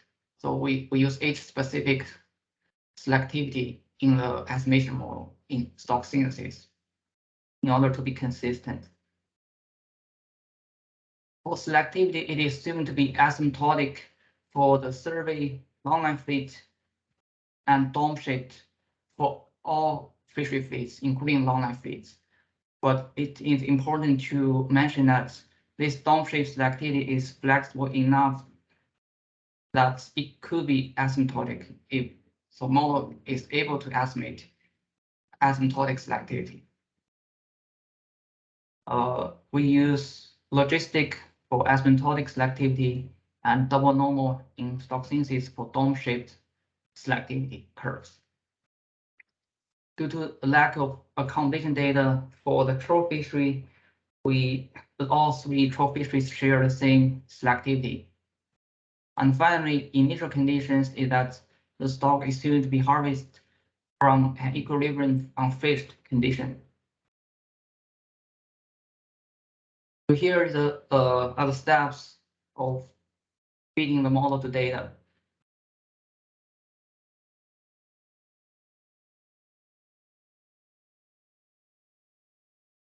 First of all, we need to load the original provided 1 region or 4 region SS data file into the R environment. So they are for different models, the 1 region and 4 region. And then add a survey fleet, including adding the abundant index and lens combinations, and delete tagging data because we use average fleet approach. And for the regression tree models only, we extract the original provided cell level data, 5x5 cell level data, to get simulated 5x5 lens combination data for associated person. And then we run the regression tree algorithm to redefine 3 associated person fleets. And for next step, we change the lens combination of associated person fleets. Sample, it can be either catch weighted or sample weighted, and to be 1 fleet per gear type, or it could be region specific or regression tree defined associated person fleets.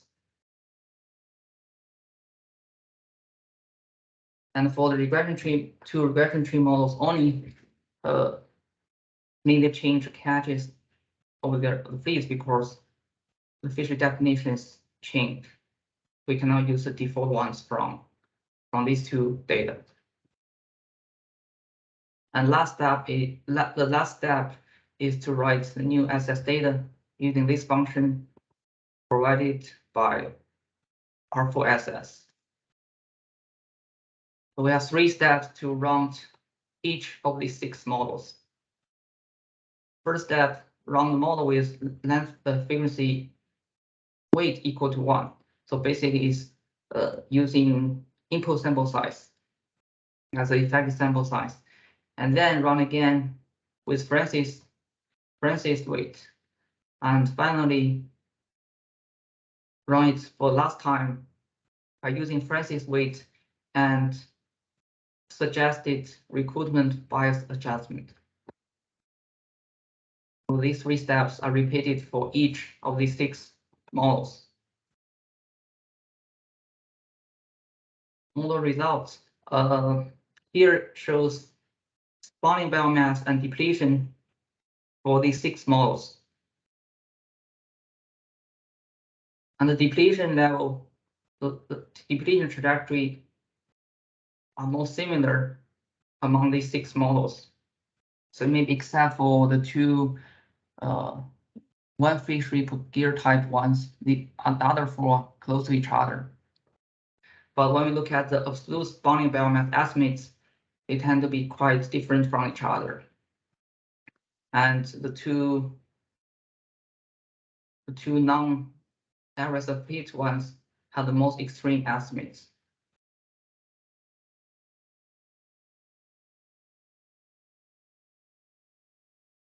We do some model diagnostics to check whether those models perform well, to at least based on the single replicate. So there are 6 models. We only use 1 model with catch-weighted lens counts and regression tree defined fisheries. As we only use this model as a case study to do the diagnostics. First, we check the runs test for index residuals. So the color screen means it passed the runs test. And this is based on function SS plots runs test from this R package. So here's a summary of the fit to aggregated lens frequency, fisheries on the left and survey lens counts on the right. So overall, it fits pretty well, and we see there's some wiggly in the long line lens frequency data. Also here, it is probably due to the fact that the long line lens counts have both very low spatial resolution and very low effective sample size. And all the analysis is based on effective sample size equal 5.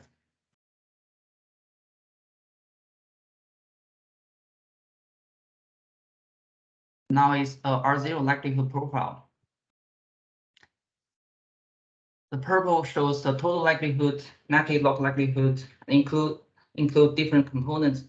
The red is fishery accommodations, blue is survey accommodations, yellow is abundance index, and green is recruitment penalty. So this here is the MLE. The MLE is, according to this figure, is mainly a trade-off between recruitment penalty and fishery lens counts. And surprisingly, in this model, according to this diagnostics, the abundant index show little information regarding population scale. So here's a fit to the index abundance. It fits pretty well to the index. And I guess this low information could be due to the fact that the contrast in the index is not very large. And another diagnostics is egg structure production model. We don't show the CCA cat curve analysis because this model does not converge. This is spawning biomass and spawning biomass ratio. According to the ratio, the model is able to provide the production function for Indian Ocean yellowfin. And we look at the absolute value of spawning biomass. The egg structure production model estimates higher biomass in comparison to the integrated model in blue. But when recruitment deviates are estimated, the two time series follow pretty close to each other. So according to egg structure production model, the integrated model performed pretty well and is able to have production function. Retrospective pattern, we didn't compute like we didn't compute statistics like the Morton's rule, but just looking at this figure tell us there is minor retrospective pattern. So here's a summary of the single result for the single replicate. So 6 models compared suggest notably different estimates of spawning biomass, but they have similar trend in the spawning biomass ratio at depletion level. And the 2 models which ignores errors of fleet have the most extreme estimates of spawning biomass. And examined model in the case study, this model fits well to data based on model diagnostics. And after this, after diagnostics, we think model performs well, so expand the analysis to the other 99 replicates.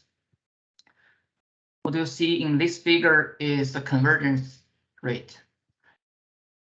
Well, here is I want to mention that the regression tree algorithm defines identical associated parent species among replicates.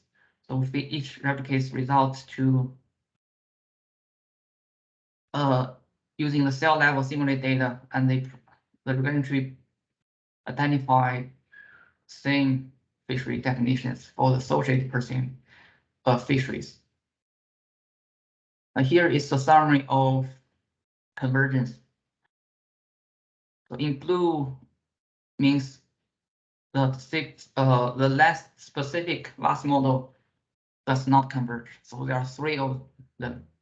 For the other 97 ones, the green ones means the SS model does not converge, and the red ones are the converged ones. So by looking at this, you can know the convergence rate for each model compared. So here's a trajectory of spawning biomass for each model, and black lines are the estimates from the single replicate. The next one is the depletion level for the converged ones. So we are trying to find a way to compare model performance, and the best way we can think about so far is compare the estimate of log R0 with its true value. So this is only value. It's not only, but this is an important parameter in the model. We know what true value is in the simulation model. So we are able to compare estimated results with the true.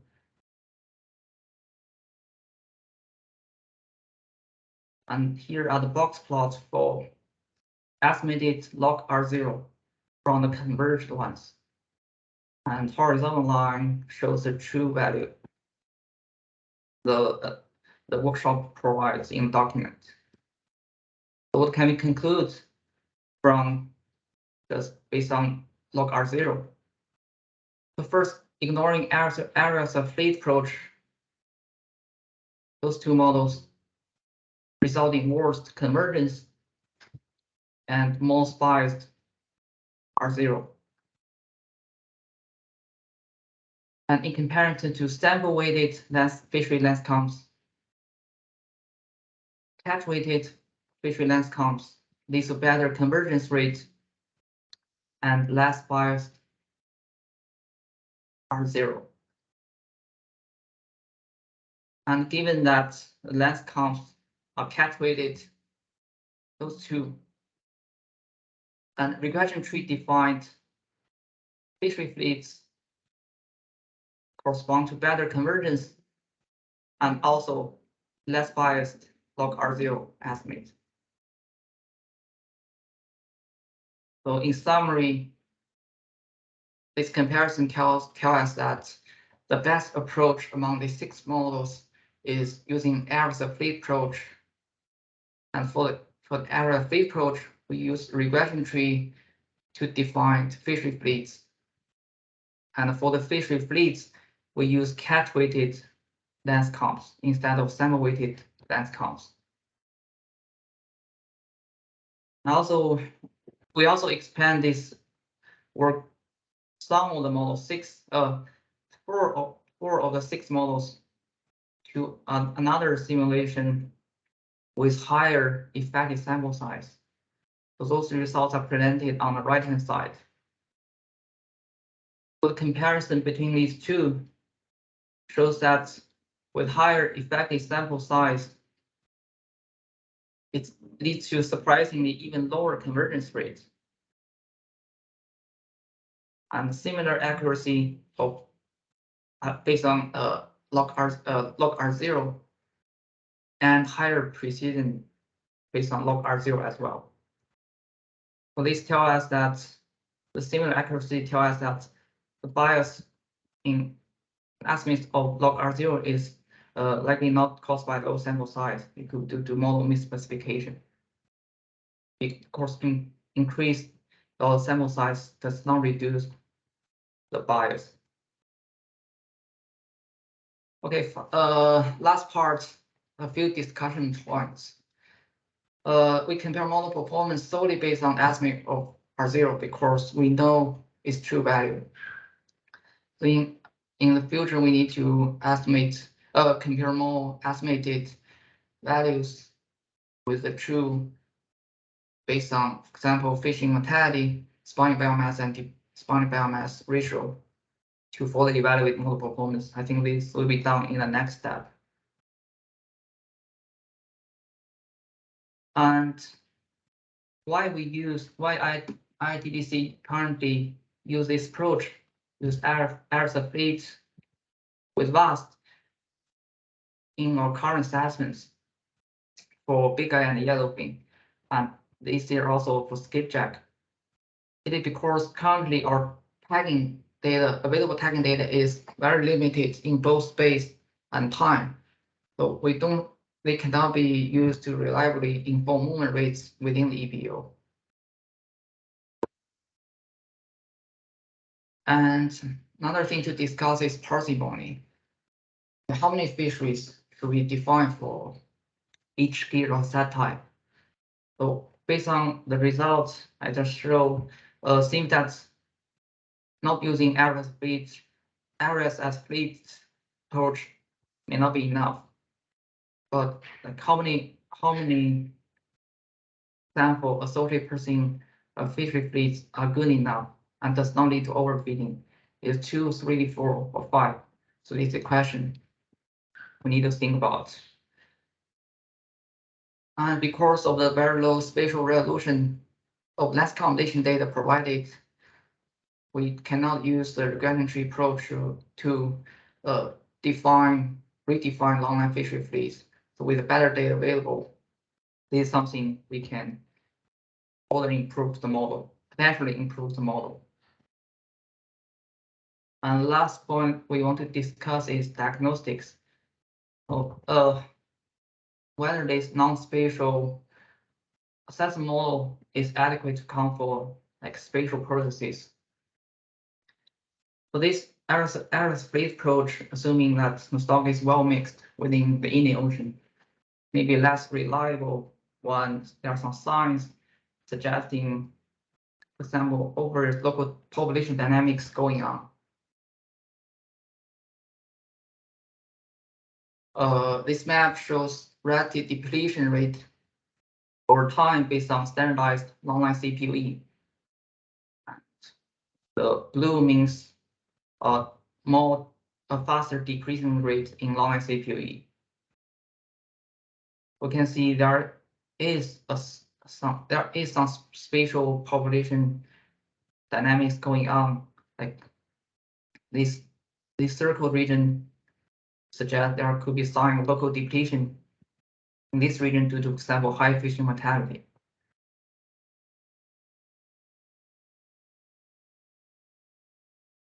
And this non-spatial approach may not be adequate when there is a strong local depletion going on, but the question is, like, to what extent the local depletion happens, the non-spatial approach may not be adequate enough. This is the question for the future. And the last slide. And also this non-spatial approach, assuming that abundance index and social event conditions for the survey are for the entire population in the Indian Ocean. And this approach may be less reliable when the spatial coverage of fishery-dependent data, for example, CPUE, is limited or shift systematically over time. The fishery-dependent data, we know they have preferential sampling issue. And when the stock is becoming more depleted over time, the fisheries data may have different distribution. They may move out of the depleted region gradually, so causing limited spatial coverage and systematic change in the spatial distribution of data. And this can, if this happens, the abundance index and length counts for survey could be biased and may not accurately represent the population level condition for the entire Indian Ocean. And thank you for your attention. And we're happy to take questions.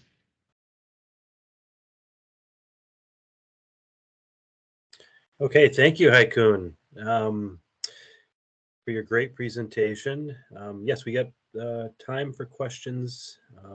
So go ahead and enter something in the chat or raise your hand, either one.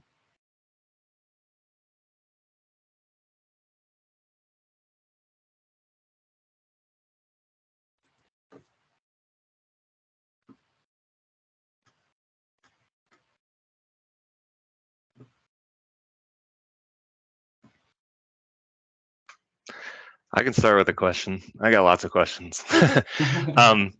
This was really interesting and like a very unique and approach to the whole process of developing kind of these spatially implicit models. Trying to figure out which question I want to ask. I kind of like that last point you had about the issues of localized depletion and how, using the VAST model, you can really start to view some of those issues or get an idea of, where there might be localized depletion, even though you're not doing a full spatial stock assessment model. And I was just wondering if you could maybe elaborate on that a bit and your thoughts on, the kind of interaction between using kind of VAST as a diagnostic of whether a fully spatial model might be warranted, and then the trade-offs there between doing kind of the CPUE standardization with VAST versus the higher data needs of like a full spatial assessment, and I guess talk about that a little bit. Yes. So yeah, the depletion trend here is based on standardized long CPUE from VAST. And so based on this, you can see like local depletion could be going on in this region. And there seem to be like split around here, there could be local dynamics north and south of this split. And one thing I want to mention is that the long line data in the simulation does not cover like the entire region. It's not the survey data, it's fishery data. And the one caveat of this map is that for this region is data poor, and there is not a lot of long line data available. So the trend here are low. It could also mean there is no lot of data available in this region. So it just regress to the mean condition over time. So that's why we don't see a lot of trend here. And in this region, we have a lot of data, and we can see the trend better over time.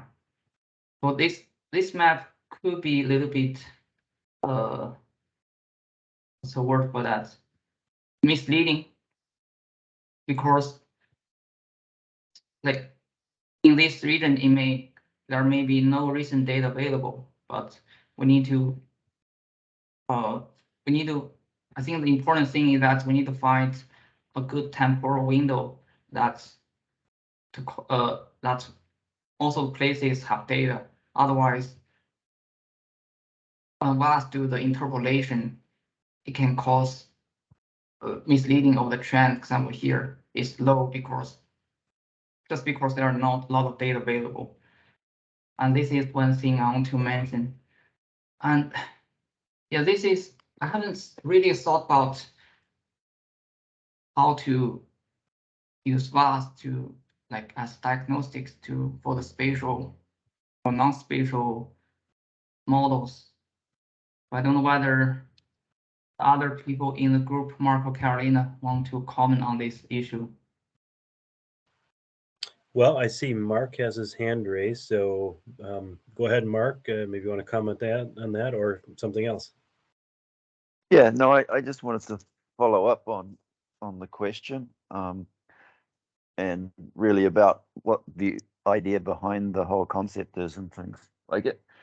In the past, often what we used to do in the areas as fisheries approach is that we'd create a index of abundance for each of the areas, right?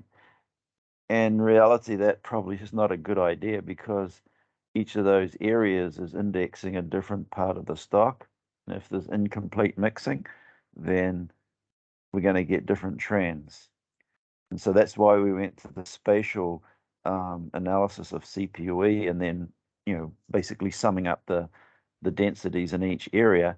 And if you had good random sampling, then your index of abundance is actually going to be a really good index of the whole population. Even if there is, spatial structure with limited movement and stuff, at least your index is going to be a good index of the total population. So when you're doing a single population model and areas as fleets, that kind of makes sense. And then the areas as fleets part is really just taking the catch out at the right size. So it's completely independent of the index of abundance. And that's why we do the catch weighting of the composition for the CPOE weighting by space of the length frequency composition of the index, right? So we're trying to get those two processes separated out and modeled more appropriately. And the final thing I want to mention, I mean, there is the problem with the index, with what Haikun was talking about with, when you have large parts of the population that don't have samples in some years, can cause huge biases in the indices. But now I forgot what I was going to say. Talk about there was one other point I was going to make, but I can't remember what it is now. But I'll let you know if I remember it. Sorry.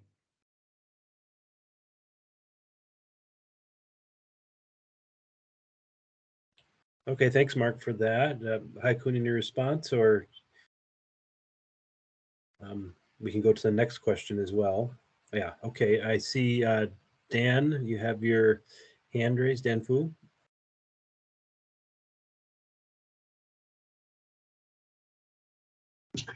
Hi. Yeah, it seems to be unable to unmute. I think that's a very comprehensive methods. If I understand correctly, a lot of your talk or focus is to come up with a better way of standardize lens composition data. You're talking about using the catch weighted or abundance weighted on a cell by cell basis. Obviously, it's beneficial to improve the precision of those estimates. But I was just wondering how important that is. If you have any feel of how important that is, because in the context of when you're doing those assessments, you tend to downweight your size data eventually, as you did in your presentation, right? You use Francis method to downweight those size data. Maybe if I move away from the simulation exercise, talking about the tuna assessment, I mean, in our area, we also tend to try to have different ways to come up with, to standardize, not standardize, to derive those lens composition data, different ways to derive them. I mean, not as good as the method used here, but it turns out to be those generally not as influential, especially if you downweighted them in any of your model. So I just want, if you have any feel of, in terms of, with all those effort put in there, whether that's worthwhile. Thank you. Hi, Dan. Thank you for your question. Yes, this is a simulation study, so which means we know the true, most of the true biological parameters. In this case, the fit to lens counts will be better than in real world cases, because in real cases, some part models are misspecified, and when we use Francis weight, the Francis weighting method, in real world case, when we further downweight the lens count because of the poor fit. And here is a comparison of catch weighted lens counts with sample weighted lens counts. So the first three are catch weighted lens counts, fishery lens counts, and these three are sample weighted lens counts.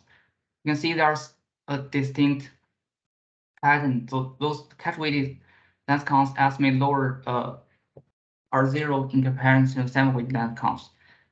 But this is obvious in the simulation, but I think that in real world cases, lens counts whether in real world cases with more model misspecifications, the difference between these two will be smaller because the Francis weights for lens counts tend to be lower. Did I answer your question?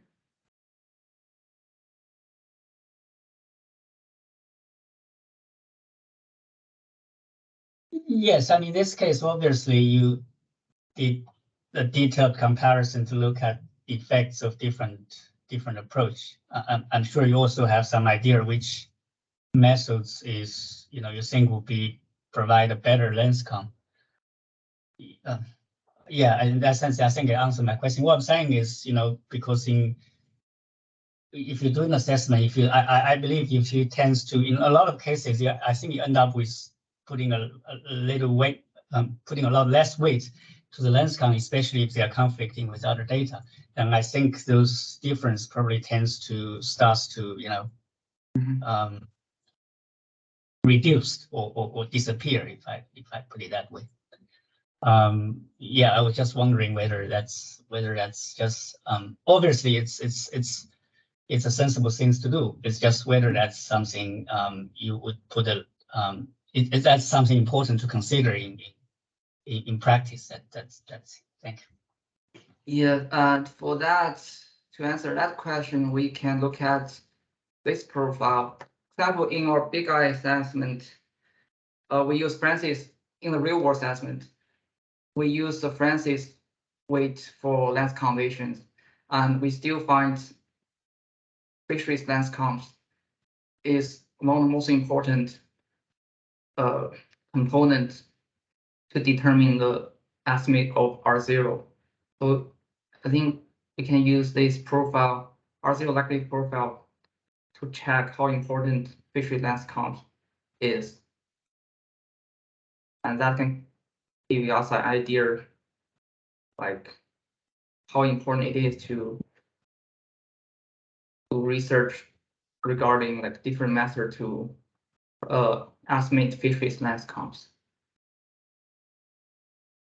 At least in this case, it seems to be fisheries length counts seem to be quite influential.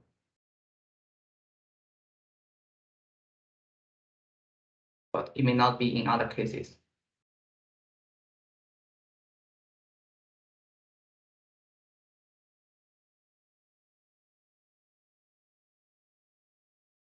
Okay, thanks for the question, Dan. Let's go over to Simon. He's got a question.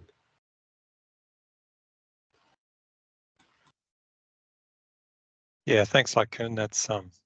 That's really interesting work. Good to see the that reweighting process having such an impact in the way that you would hope it would have on the results. I was wondering about time varying selectivity. Just a clarification question, really, whether you implemented that, because if you've got catch weighted compositions and the catch moves around from time to time and there's some spatial variation in the sizes, then given the way the catch is not stable through time, you would expect selectivity to change as well. So did you have time varying selectivity estimated for the purseine fisheries? And if you didn't, do you think it might help if you did include that? Yes, it's a great question. Yeah, even like when we use catch weighted length counts, we can have time varying selectivity. Even the contact or gear selectivity is time invariant because the distribution of catch can change over time. And my answer is that we haven't looked at that yet, the time variant selectivity. One reason is because we think it is possible to do it for like a single replicate, but it's impossible to find an objective way to do that for the 100 replicates. So we didn't explore that yet, but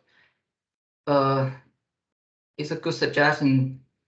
Well, yeah, we will take a look at the fit to the mean length by fishery fleet, and in that way we can see whether there could be a change in selectivity, selectivity for the associated purseine fishery. Something I will take a note to look at after this presentation. Thank you.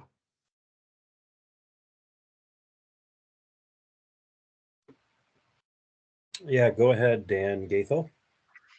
Yeah, I just wanted to circle back.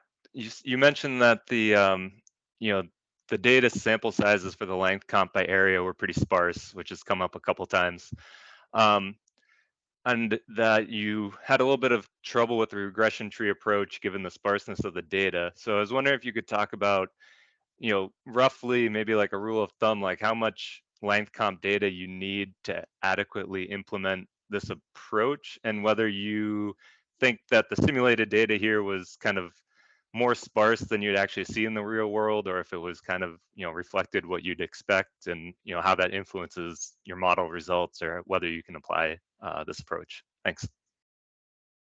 Thank you, Dan, for your question. I don't have a rule of thumb for that, but I think at least 5x5 is the minimum spatial resolution required to use the regression tree approach.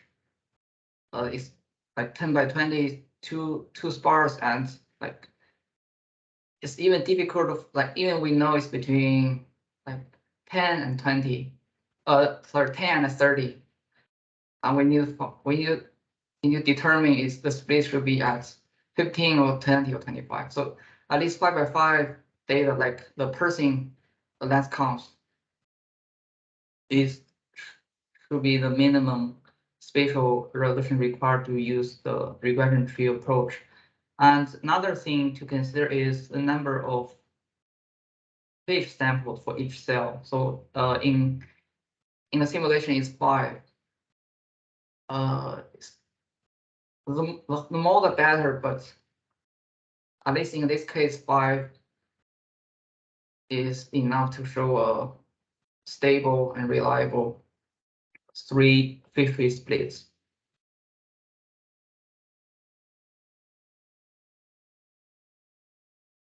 In the real world, when we apply this to real world data, well, EPO is the data is 5 by 5, and the sample size is higher than, but it's not exactly sample size, but the real sample size is much higher than 5 for each grid cell.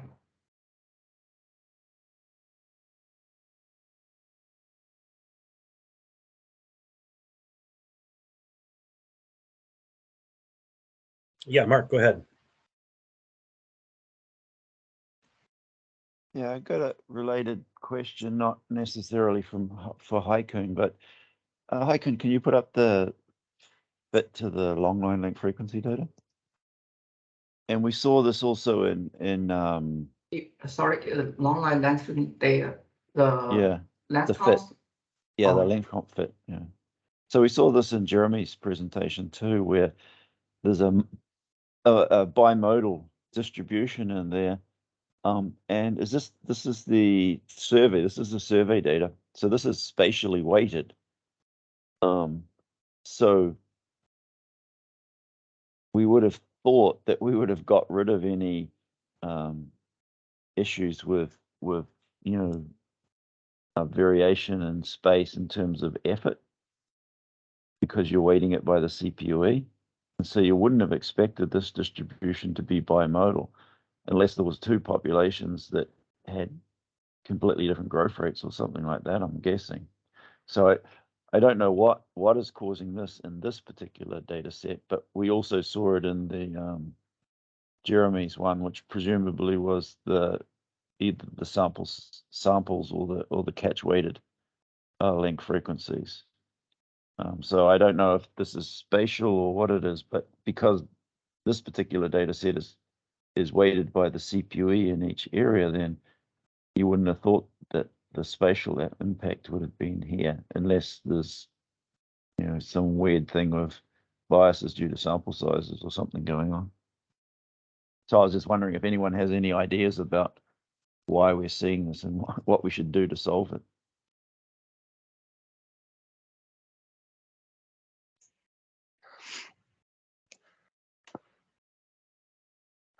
I mean, I wonder if it has to do with differences in recruitment across areas, not to give too much away in terms of the simulation model, but I'm not 100% sure.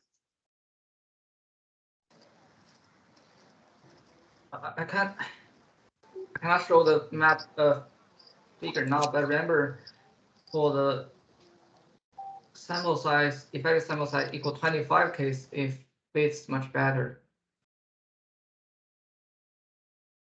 I cannot remember exactly what this bimodal pattern looks like.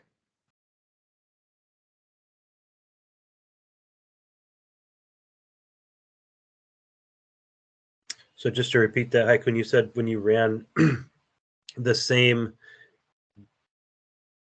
model, but with a data set that had a effective sample size of 25 instead of 5, that pattern disappeared or was less stark?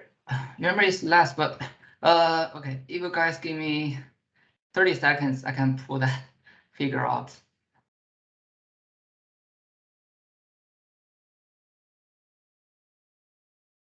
While Okay. Haikun is looking for that, Aaron, can I ask you a question, clarification? Sure. Yes, please go ahead. I don't know if you can reveal that, but what is the origin of the long line length frequency? Is based on one fleet, one flag, or several? It's one flag. Okay, so everything comes from one flag. In the real world? Like, I think so, but I think Simon is the right person to answer this question. Yeah, it's simulated from one fishery with a constant selectivity. In the real world, it's based on, oh, I can't remember, but I don't think that really matters. I think it's fitted to, yeah, it's got stable selectivity through space. So now I was wondering if different nations have different ways of sampling the fish, like some with observers, other with with fishers, if that could cause a bias in some they may data do, sets. but no, that wouldn't come through into the simulation because the simulation has the same selectivity everywhere. It's just based on the combination of the population and that selectivity. Okay. Yeah, so the bimodal pattern still exists when using a higher ESS case. Did you look at the case, Haikun, that has the observed, like which has a lot higher sample sizes? There are the three cases. There's the 5, 25, and then the observed. No, I didn't look at that yet.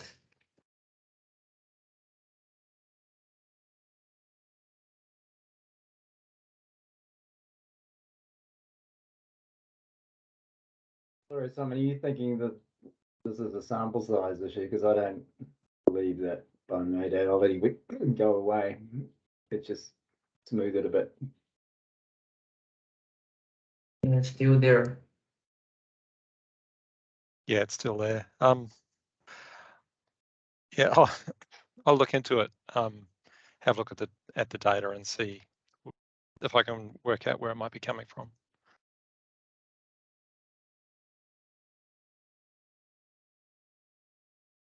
But not today.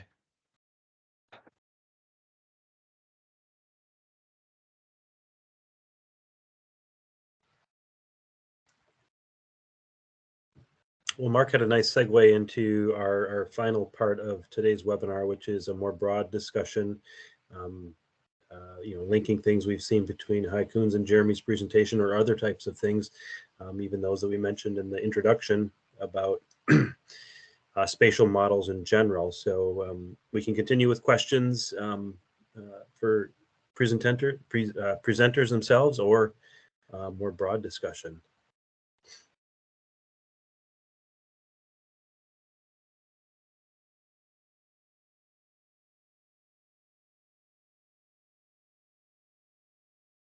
Yeah, go ahead, Dan Fu. Yeah, I have a quick question regarding the maybe thought on this area.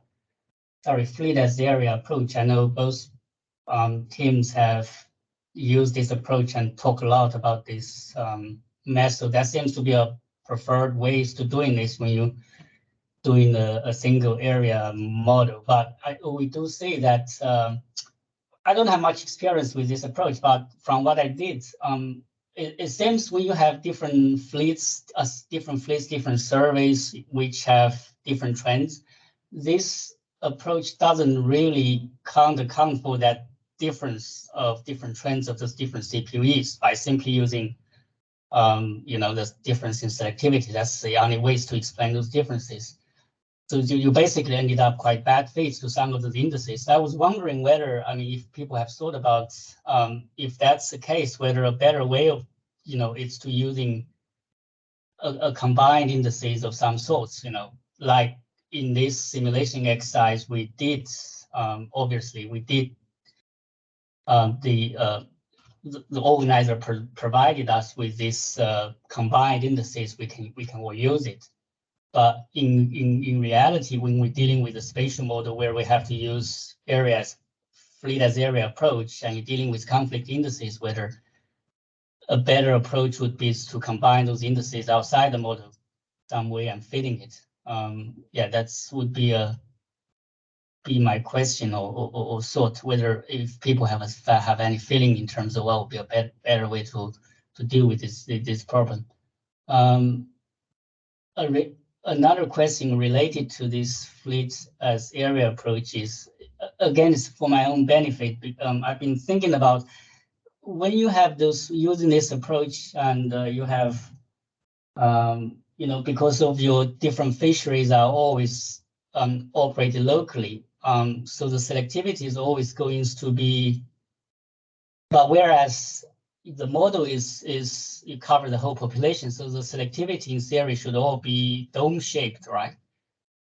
But when you're doing this model, you have to use, for some of the fleets, it seems you have to use asymptotic selectivity, otherwise you end up having you know, inscripted biomass. I was wondering if people have any experience of dealing with how the selectivity are handled in those cases, in those studies we've been discussing before, whether you have to, because in theory, I was feeling it seems to be all the fishery you have to use dome-shaped selectivity if you use this approach, but that obviously won't work because you have to use asymptotic for some fishery. I was wondering if that's going to be an issue. Sorry, just those two questions are coming off my head. If it's not, didn't say clear. Thank you.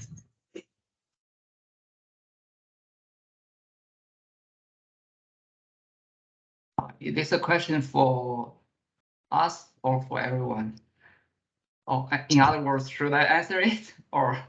Yeah, probably for people who are familiar with this approach. It seems to be that has been used here, and I've been using it for, you know, the IATTC team. When we're doing this, we tried this as well as one of the.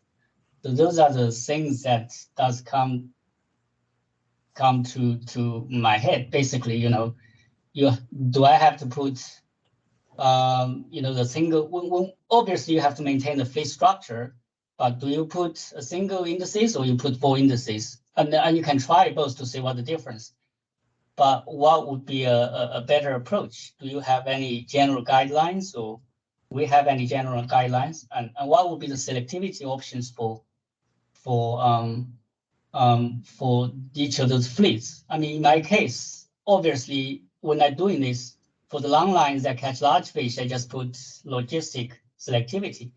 But we know those long lines operate locally. So a part of the population, it's not visible to it if you use fleet as the area approach. So it seems you are supposed to use a dome-shaped selectivity. So it seems to be a dilemma to me. So I don't know, I don't have an answer for that, whether that's something people have to think about. Okay, since I'm still sharing my slides, can I answer it first? Yeah, why don't you go ahead, Haikun, and then we have Mark Monder, and then followed by Rick Mathat. Okay, thank you for allowing me to speak first. So I will start from the second question about selectivity. In this case, we assume that selectivity for all fisheries are dome-shaped, including the ones for longline. But because the service length counts have been standardized using CPU-weighted length frequency, so we think it's appropriate to use logistic asymptotic selectivity for the survey fleet because it should represent gear or contact selectivity. This is how we specify the selectivity, at least for this simulation experiment. And yeah, you are right. Like some papers have mentioned that even with the asymptotic contact selectivity, the fishery selectivity can still be dome-shaped based on the distribution of catch or fishing mortality. And to answer your first question about the CPU, let me go back.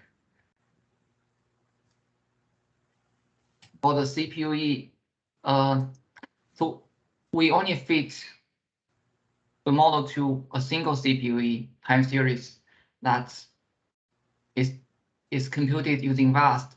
So it's the error-weighted index for the entire Indian Ocean. You do that because if this is a single area, or this is not spatially structured stock size model, so the index abundance should represent population trend as a population trend for the entire region, assuming it is well mixed. So that's why we only fit to one single index abundance. It's error-weighted for the entire region. And yeah, you are right. Different regions can have different index trends. It could be a lot of things like regional recruitment, movement, like or fishing mortality. That's why we think in our approach using standardized, we add a survey and add a standardized CPUE. It's more appropriate than fitting to regional specific indices or boundaries. Okay, I will stop here. Yeah, I could very much support that approach, as Rick thought. And I should be writing my Kaplan talk on selectivity, but it's more important to be listening to this discussion on spatial selectivity, because that's basically what I'm writing into my presentation to Kaplan.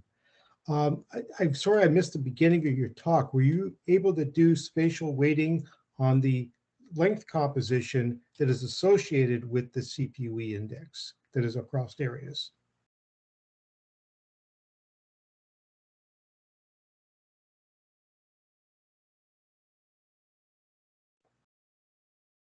Nope, Haikun, you're still on mute.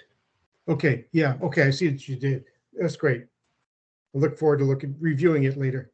Thank you.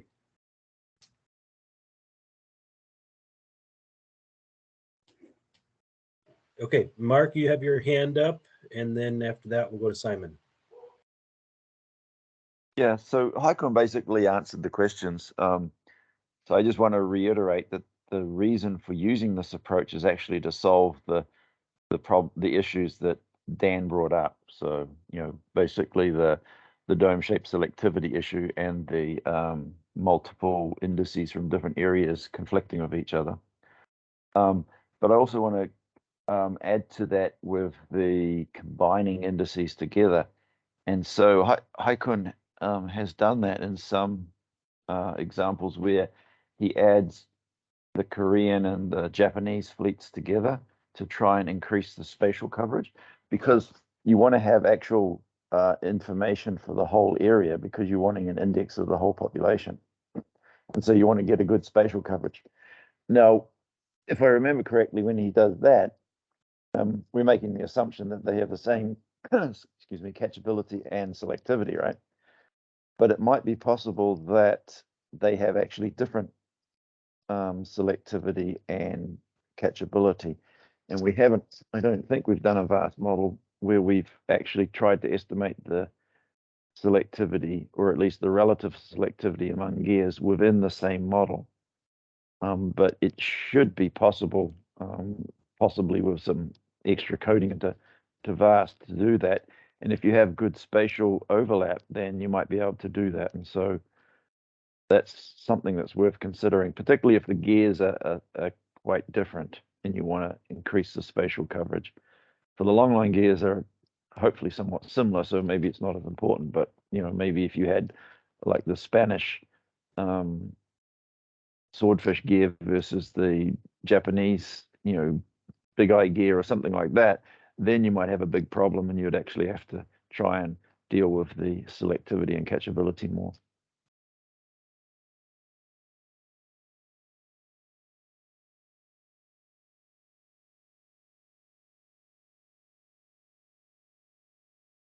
Yeah, just following up on that, certainly from looking at standardizing size data for the longline fishery, it doesn't seem to be a big problem having different fleets. in the long line, because the components that contribute to sizes, I mean, it's mostly time, it's partly space, and to a lesser extent, in my experience, to a lesser extent, it's the fleet. But fleet being a much smaller component. But I just wanted to, my question for Haikun was about having the selectivity on the survey fleet being logistic, and I'm just wondering whether that's necessarily the case, because if it depends where, I guess, the abundance is concentrated, if that's where the largest fish are. If the largest fish tend to hang out places where the abundance isn't the highest, then you might not get that logistic selectivity. And have you tried running the model without logistic selectivity and having dome shaped on everything, and how does that go?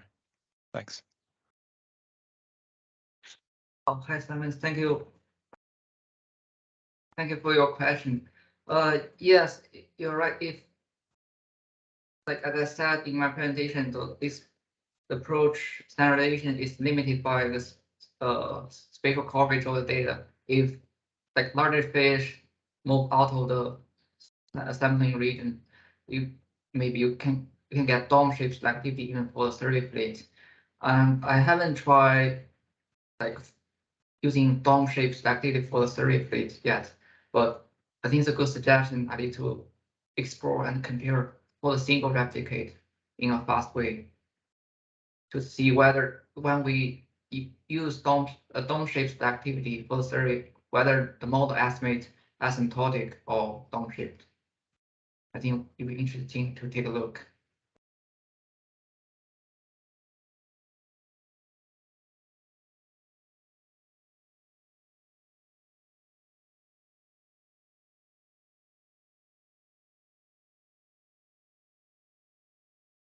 Hey, Aaron, can I follow up on that? Oh, yeah, sorry, go ahead, Mark. Yeah, so I mean, it's an interesting question Simon brings up, and it's something that's kind of bothered me all the time as well. You know, whether it's even if you do the spatial standardization and weighting by the CPUE, whether or not the selectivity should be asymptotic if the gear selectivity is, if the contact selectivity is asymptotic. And I think it should be, because you know, you're weighting by the CPUE, obviously, so it should be the, you know, the population is being selected by that gear, and so I think it's right. But I think what we have been with longliners is there's a depth component, and we might actually be getting dome shaped selectivity because of the depth differences in the size of fish. And so I don't think it's, I mean, and I could be wrong, but I think theoretically, I think the spatial thing's okay, but I think the contact selectivity is not necessarily asymptotic because of the depth distribution of the fish, in that sense that we're not modeling that, and so we're actually getting the bigger fish are deeper or lower. And I think Haikun actually looked into that using archival tag data, and we found that there was a issue where I think the bigger fish weren't actually in the area where the most of the gear was fishing. But I'll let Haikun comment on that if he can remember. Yes, the archival tagging data shows that very large fish tend to stay most of the time at very deep level, and smaller fish cannot control their body temperature very well, so they need to swim back to the surface, warmer surface layer to warm up their body. So they tend to stay, smaller fish tend to stay in both shallow and deep layers. But for large fish, they spend most of the time at deep layers for food. So when hooks cannot reach very deep part of the ocean, it may cause dome shaped selectivity, if that is the case. So different size fish have behaved differently and spend different proportion of time at different depth of the border column. Is that big eye or yellowfin?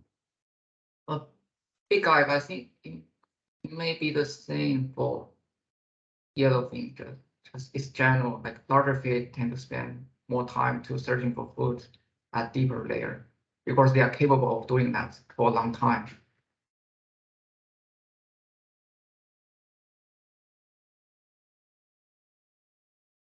Simon, do you have a quick response to that?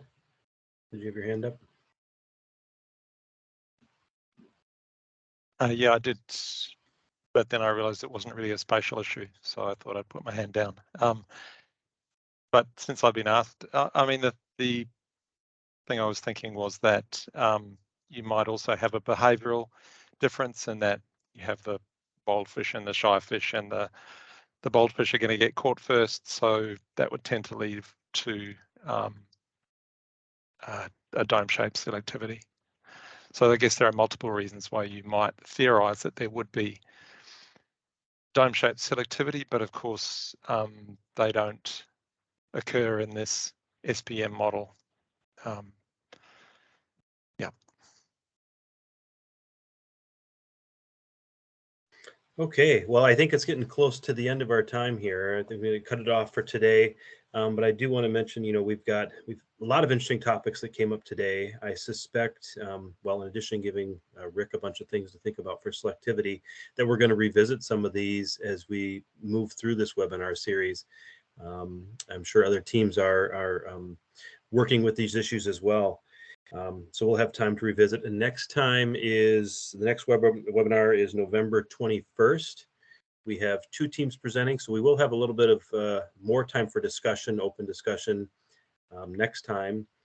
So look forward to that. Also a reminder that the recording of this webinar, as well as the presentations, I'll send out a quick email on where to find those at, so you can have those and refer to them again. And then just as a wrap up, I'd like to say thanks to everybody for coming today, to the presenters and their teams, and to everybody that's contributed on behalf of the organizers. Thanks so much for attending. And we look forward to seeing you at webinar 2 on the 21st of November, at least in the US time zone, in about a month's time or so. So thank you, everybody. Thanks, everybody. Bye. Thank you, everyone. Bye. Thank you.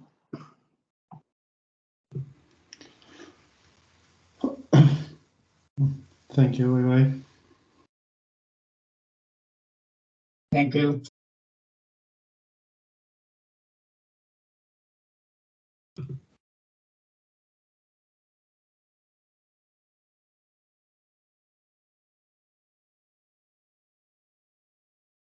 We're finishing just on exactly the right time, but I'm going to stay on to see what happens if we run over time for next time, just in case.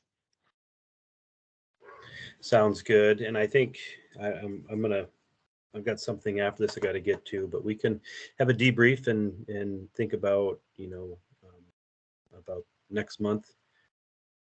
But no, thanks everybody. I think it went pretty well. Yep, it's very good. Okay, bye. Yeah. Take it easy.